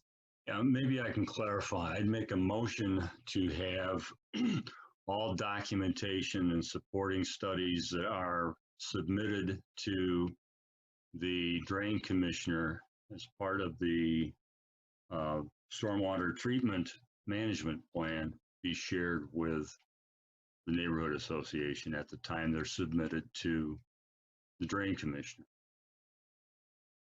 Okay. Do we have a second for that motion?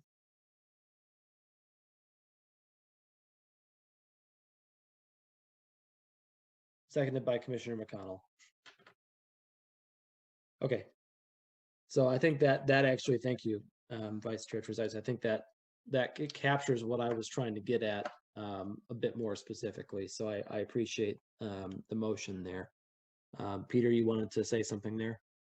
Yeah, so a couple things. One, Ken's been waiting for a while, and also we've got Jeff Keyes and Mike Samuels. So Jeff is our engineer from KEBS, and then Mike is the rep for the applicant. Thank you. So they're available if you need them. You are right about Ken. Ken, if you want to speak up, and then I'll let Mike or Jeff respond to my question from a moment ago. Thank you. I appreciate the opportunity to talk. You know, as I sit here and listen to the commission, you know, as the economic development director, obviously I'm here to advocate development. I do think this particular project is a good one, but I think my sort of expertise in this area, having formerly served on the Planning Commission as I'm sitting here watching. I hope this is helpful. If it's not, so be it. But I keep hearing the commissioner say, we're not experts in this, we're not experts in that. And I just wanted to take an opportunity to remind the commission that the decision of the Planning Commission is a land use decision. Whether or not the proposed use conforms with the zoning ordinance and the master plan for this particular parcel. That's not to diminish the drainage or the transportation or the other items that have been raised, but I think the Planning Commission has to rely on the expertise of the people in those areas, the drain commissioner's office and so on. So I just want to throw out there that I would be concerned adding conditions onto an approval that the commission really doesn't have the expertise to determine whether or not the condition's been met. So that's all I wanted to say. I appreciate the opportunity. Thank you, Ken. Can Mike or Jeff speak to my question relating to the report or the materials that Vice Chair Trezise suggested sharing with Homeowners Association? Yes, this is Jeff Keyes. Can you hear me? Yes. Yes. As far as the submittal to the drain office, it is the overall stormwater master plan, and it does have all of our stormwater treatment devices included on the plan. So that is one part of it. The second part is the calculations that go along with it. So that's going to prove whether or not we have the detention, we have the volume that we can store everything. So that's what I'm assuming would be shared. And Mr. Samuels has a good relationship with the homeowners association and the attorney. And I'm probably will just go through him and he can share as we go. You know, I'm a little hesitant just because we've been here before and they hire another engineer to review, which I don't have a problem having someone review my information, but you know, I work right with the drain office. So it just throws another wrinkle in there, but by all means, it's public information once I submit to the drain office anyway. Anyone can go get copies of what I submit. So the condition just to say that we bypass them having to go get it and we provide it, I don't see it as a major issue. And I do want to point out in your recommendations and the conditions, it says that we have to have drain office approval. It says it right in there. It also says that we have to provide these calcs to your engineering department. So we provide them to the township also. So you do get copies of that. And, you know, that's when I say it's adequately served is there's a county drain right there. We're going to do the detention, meet the standard. It's adequately served. So that's my my understanding of it. Okay. Thank you very much, Mr. Keyes. You're welcome. Peter, do you need me to speak to address another issue? Because I agree with everything that Jeff just said, and that's exactly what we planned on sharing was his final engineering calcs. That's the data that they're looking for. Thank you. Okay, sounds like you said it. So thanks, Mike. Commissioner Cordell? Holly, You're still muted, Holly. I'm sorry, it's been addressed. It's public information and the applicant seems like he's willing to share it. Thank you. Any other discussion on the motion made by Vice Chair Trezise?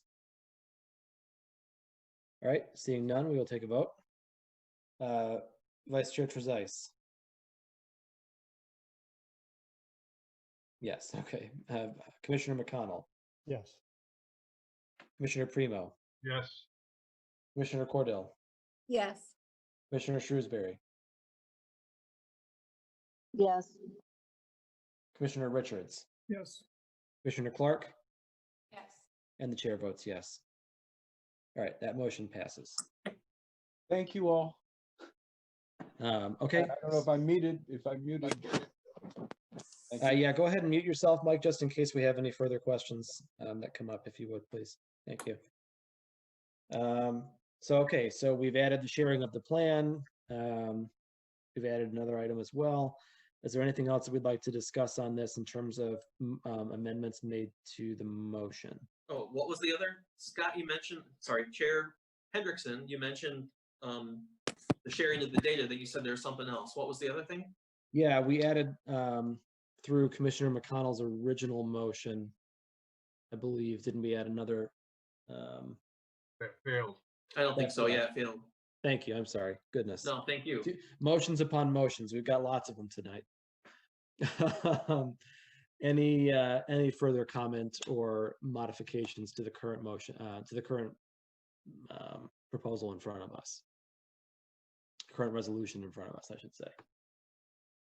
I'd be remiss if I didn't mention the applicant's desire to remove the condition on the sidewalk. If we want to debate that at all, I personally would like to retain it. So I'm not in favor of any change. But if there's any discussion on that topic, I'd be open to that as well. Doesn't look like it. Okay. All right. Seeing no further discussion, I don't see any hands up. The question in front of us is the motion to adopt the resolution as amended, approving special use permit number 20011. And we will take it. Sorry, what's that, Commissioner McConnell? I would be interested in a quick straw poll of the commission on the issue of a natural features inventory update. Before we get too procedural, but I'm happy to make a motion if you prefer. I don't understand the question. All right. I move that we add an additional condition that the applicant submit a more complete, up-to-date natural features inventory.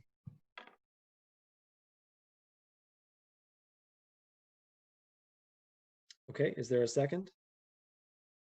Seconded by Commissioner Richards. All right, so we have a motion to more or less have the applicant update their natural features survey. Any discussion on that topic? Would then that go back to the Planning Commission for continued discussion or review? That was going to be my question, is to what purpose? I guess my concern too is we brought it up at the last meeting. So if that was a condition, I would have rather given them a couple weeks head start in putting that information together. So, Commissioner McConnell. I believe that by bringing it up at our last meeting, we did give them time. The applicant could have come this evening with an updated natural features inventory. They could have come this evening with a plan. They could have come this evening with a response. I don't feel this is being sprung on the applicant at the last moment. I don't know procedurally if it would need to come back to the Planning Commission. I believe we're making a recommendation to the Township Board. In this case, you are not. So this is final decision on the special use permit. The size would go on to the board. Gotcha. Now, Peter, just so that we are aware of procedurally how that process works, and I'm not trying to debate the other motion, the other item on our agenda, which we'll get to in a moment. But when the board generally takes up a project that comes with a size SUP and a use SUP, as we're debating right now, do they see the information relating to both, or do they just see the SUP as relates to size in terms of the information provided to them? Well, we will only send them the information on size, but certainly the rest of it is available to any of those members of the board that want to find it and review it ahead of the meeting. Okay, so I guess, I suppose to Commissioner McConnell's motion, while it may not necessarily come back to us for additional review or oversight, that information provided to the township is available for the board to use in their determination on the other SUP that will eventually make it in front of them.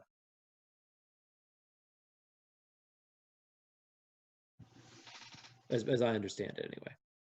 Vice Chair Trezise. I think I heard Mr. Menzer say something differently, which was the only piece that goes to the trustees is the size SUP. If we're requiring an additional study, and that's a key issue as to whether the use SUP is approved or not, then it seems to me the motion to approve the SUP gets tabled till we get back the study. Otherwise, the study is not being implemented or used to determine what the board or the commission will approve.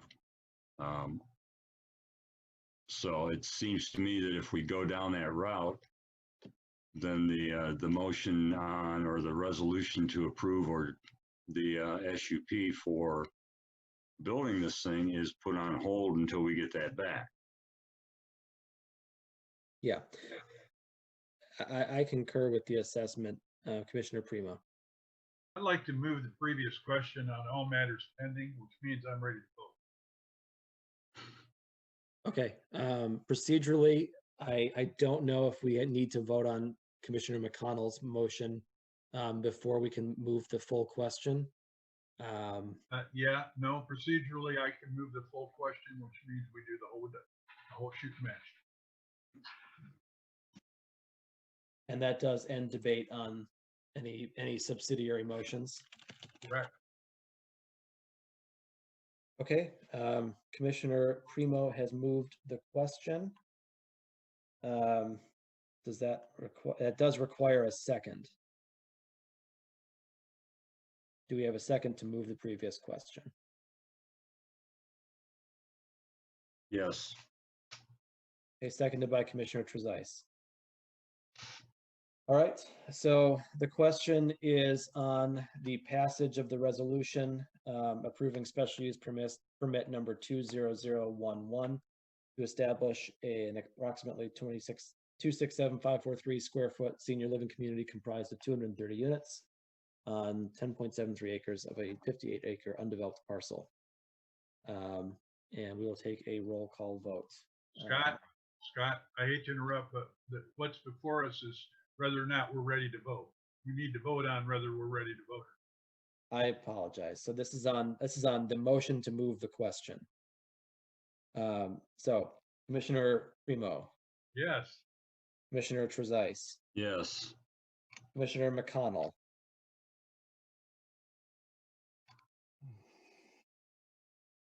No. Commissioner Cordell. Yes. Commissioner Shrewsbury. Yes. Commissioner Richards. No. Commissioner Clark. Yes. And the chair votes yes. So the motion to move the question passes 6-2.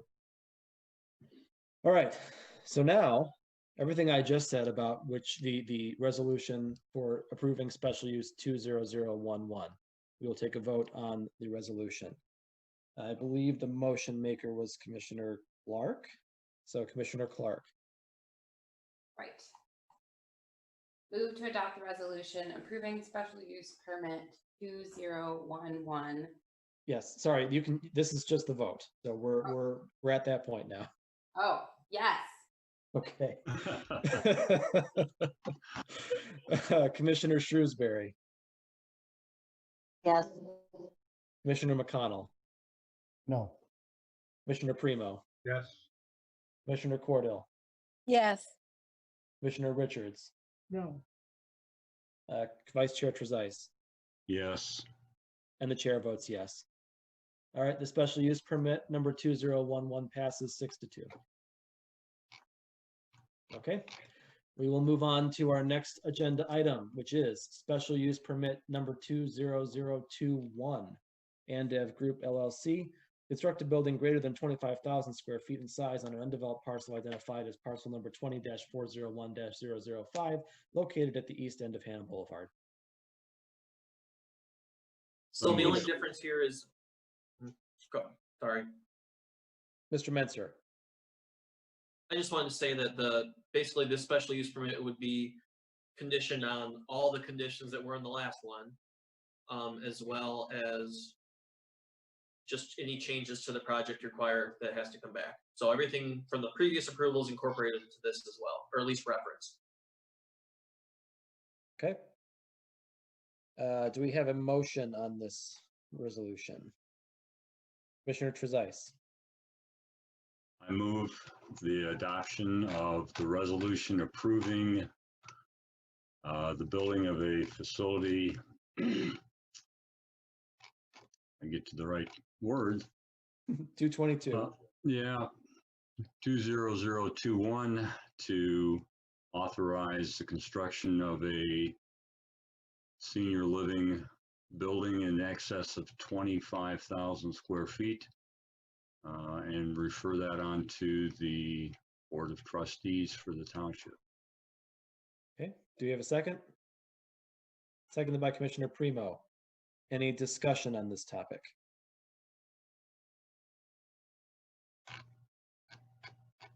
Okay. Seeing none, we will take a vote. Vice Chair Trezise. Yes. Commissioner Primo. Yes. Commissioner McConnell. No. Commissioner Cordell. Yes. Commissioner Shrewsbury. Yes. Commissioner Richards. No. Commissioner Clark. Yes. And the chair votes yes. Motion carries 6-2. All right, we'll move on to item 7C, rezoning number 20010. Ho-Cho, rezone approximately 4.67 acres located at 5654 Okemos Road from rural residential to, RR rural residential to RAA, single family low density. Principal Planner Menser. So since the last meeting, I haven't received anything new on this request. So my impression from the public hearing was that the Planning Commission was ready to make a recommendation. Also, keep in mind, this also has to go to the Township Board. Okay. Thank you. Do we have a motion on this topic?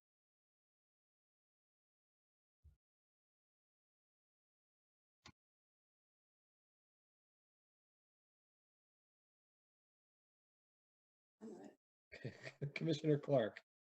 I move to adopt the resolution recommending denial of rezoning 20010 to rezone approximately 4.6 acres located at 5654 Okemos Road from RR rural residential to RAA. Do we have a second? Seconded by Commissioner Primo. Any discussion?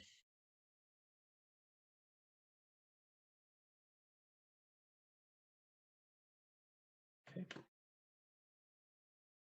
Yeah, I think we covered this at our public hearing, but I don't believe the applicant provided sufficient evidence to prove why the current zoning is incorrect or why this new rezoning is a better fit for this parcel. So I will be supportive of this motion. I will leave the floor open for just another moment in case someone wants to weigh in. Seeing none, we will go ahead and take a vote. Commissioner Clark. Yes. Commissioner Primo. Yes. Commissioner McConnell. Yes. Commissioner Cordell. Voting yes to deny, recommending denial. Thank you. Commissioner Shrewsbury. Yes. Commissioner Richards. Yes. Vice Chair Trezise. Yes. And the chair votes yes. Motion to deny the rezoning number 20010 passes. Okay. We'll move on to agenda item 7D, rezoning number 20030. A planning commission initiated rezoning to rezone approximately 0.10 acres located at 5937 Potter Street from C1 commercial to RN mixed residential. Principal Planner Menser. Nothing new here, so we've got a resolution to recommend approval. This would go on to the Township Board for consideration. All right, thank you. I'll entertain a motion on this resolution. Commissioner moved. Cordell. Planning Commission initiated the request to rezone. It's currently a home. They want to put money into the houses. So I would move to adopt the resolution to recommend rezoning. Okay, do we have a second? Commissioner McConnell. Any other discussion on this topic? All righty, we'll go ahead and take a vote. Commissioner Cordell, Yes. Commissioner McConnell, Yes. Commissioner Primo, Yes. Commissioner Shrewsbury, Yes. Commissioner Richards, Yes. Commissioner Clark, Yes. Vice Chair Trezise, Yes. and the chair votes yes. Motion carries 8-0. All right.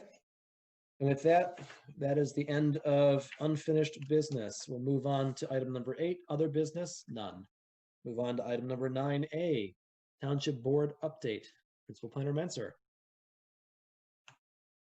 Thank you. So the board met last Tuesday on the 16th, and the planning related items that came up were the final preliminary plat extension for Silverstone Estates. Some of you may remember that project. It's 25 lots on 25 acres on the east side of Powell, north of Grand River Avenue.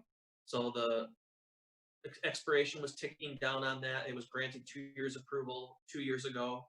So they're not quite finished and ready to go to final plat yet. So they asked for the extension of the final preliminary plat approval. So at the meeting that was on for action, and the board voted to approve the extension. So they got a 2-year extension. However, if you've seen the site lately, they are in the finishing steps to finish the installation utilities and the roadway. So I'm expecting them to apply for a final plat before the end of the year here, and maybe before the end of the summer. There was also, let's see here, the Hazlet Marathon brownfield plan was considered. So that's for the southeast corner of Hazlet and Marsh Roads. There was a proposal for a brownfield plan. I know the Planning Commission didn't see the brownfield plan, but you did approve the, what was it? The CPUD a couple of years ago. So they're going to be moving ahead for action at the next meeting. Thank you.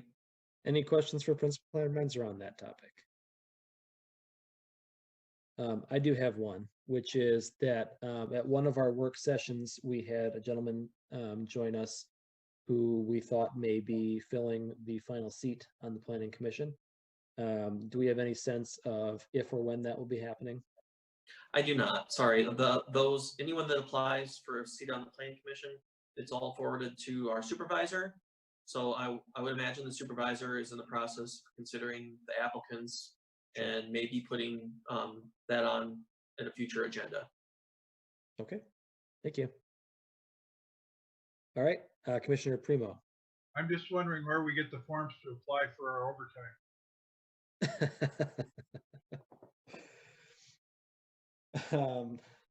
So we did add one agenda item. This is a new one, although it does reflect something that's been happening anyway, which is agenda 9B for liaison reports. This is the opportunity for Planning Commission members to discuss, what has gone on at the committee meetings that they were liaison to. So I'll kick things off. I had my first ZBA meeting on a couple of weeks ago, Wednesday, and it was a hoot. It was a barn burner of a ZBA meeting. We had 2 sign variances that came before the ZBA. One for the Aspen Dental, where the old Leo's used to be at Grand River and Okemos, and one that turned into 4, that turned into 2 in the midst of the meeting at the Buddy's Pizza that's opening up, or will be opening up at some point, where the old Burger King used to be on Grand River in front of Best Buy. So they'll have some signs. That's the good news. But yeah, it was fun. So I appreciate your asking me to be a part of that auspicious body. Any other planning commissioners? Commissioner Richards. Yeah, we, while there were Commissioner McConnell and I sat in on a Transportation Commission meeting last Thursday, and also our Economic Development Director, Ken Lane, was also part of this. So basically, they covered CATA ridership and talked about, that was one major topic.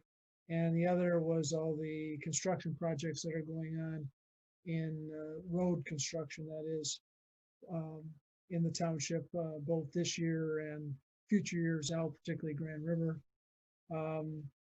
There was an interest raised about the Corridor Improvement Authority and a joint meeting, if I remember right, Commissioner McConnell, to have a joint meeting with the Planning Commission, maybe sometime in August. So, so that was a discussion point, and they were going to get back to us on that. The other two might want to add something. No, that sounds great. And while I'm at it, the Environmental Commission has not met since we last convened. Okay. Any other reports or updates? Seeing none, we'll go on to item number 10, project updates. New applications, none. Site plans received, none. Site plans approved, none. And we'll move on to agenda item 11, which is our final opportunity for public remarks at tonight's meeting.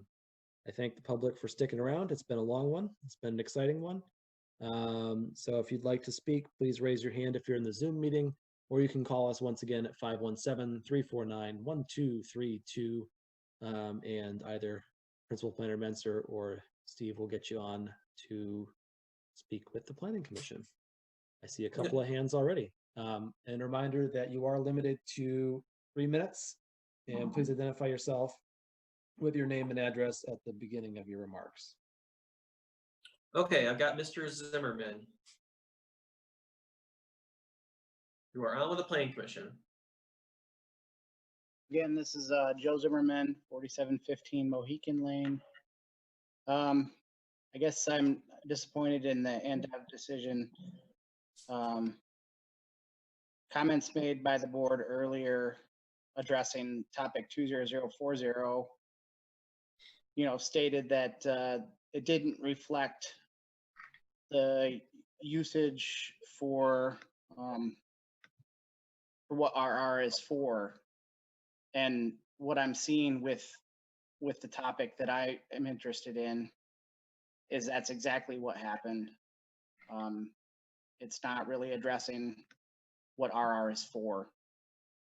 And I don't think that this took that into account properly. It's also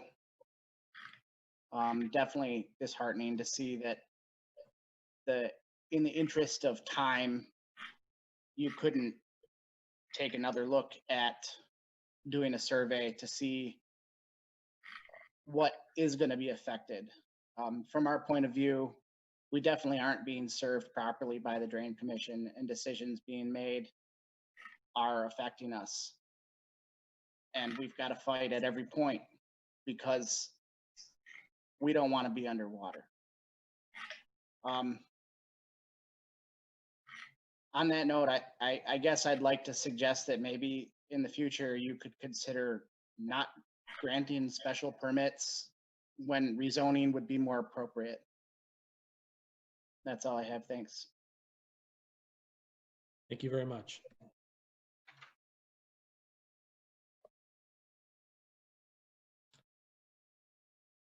Peter, it looks as though we've got one more, Mr. Pavona. Yep. I'm pulling him up. Okay, Mr. Pavoni, you're on with the Planning Commission. Thanks, Peter, and commissioners and Mr. Chair. Thank you for the deliberate nature that you had in terms of the discussion of water. And I know the hour is late, but I really feel compelled to offer some comments specifically, on the water issue. If Jeff and Mike are still tuned in, I do want to thank them for helping get us through that. And Jeff was absolutely correct. We were looking for the final engineering calculations. But I think what I'd like to say is that, you know, the vexing nature of your discussion, you know, illustrates our frustration. I think as policymakers, we depend on you to help us to keep from drowning. This is not hyperbole. I had 5.5 feet of water in my backyard, 10 foot off the house a few weeks ago. And I just think that in terms of, I think Commissioner Cordell's question, we have reached out and reached out and reached out to the Drain Commissioner's office. I personally have reached out to him on several occasions without getting return calls. We sent photographs, many neighbors sent photographs to him of this latest heavy rain that we received. So I can only tell you that yes, the Drain Commissioner sets the standards, but I can also verify that those standards have failed us. And we are drowning over here. So I don't want to belabor the point, except that I appreciate the dialogue you had on it. And I only want to emphasize that it's not hyperbole, and we do depend on you to help us through this. And I'm grateful that we do have ANDEV. And the idea is that if we can work with them and know the calculations that they're working with, if we see issues or concerns, we'll have an opportunity to have that dialogue, because the standards that we have now, they're just not working.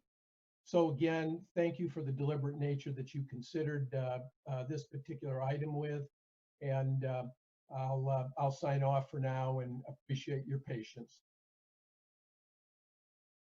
Thank you very much. Mr. Pavona, if you can hear me, I would encourage you, and I can reach out to you separately, but you may want to consider, we can work to contact the Drain Commissioner's office on your behalf with regards to existing issues. So if it's the challenge is not making contact, I understand you've got issues with their standards overall, but if that's one of the, we can definitely help reach out to those folks for you. Thank you. Thank you. Steve, is there anyone on the phone? There is no one on the phone. Okay. I don't see any other hands raised, so we will go ahead and end public remarks. And I will just point out that as it currently stands, I believe the governor's order allowing for virtual meetings through the Open Meetings Act does expire on June 30th. So unless there's an extension coming, which we don't know yet, but perhaps it will. Maybe I believe it's been extended through July. July Okay. 15th. Oh, well, then we might get one more meeting remotely, at least. I didn't see that EO. Okay, well, that's good news. Then we won't be in person next time, I presume. So then forget what I just said, and I'll entertain a motion to adjourn. I'll make that motion. Okay, and all in favor say aye. Aye. Any opposed? Planning Commission stands adjourned. Thank you all. Thank you. And It's I, for actually one, extended to July 31st.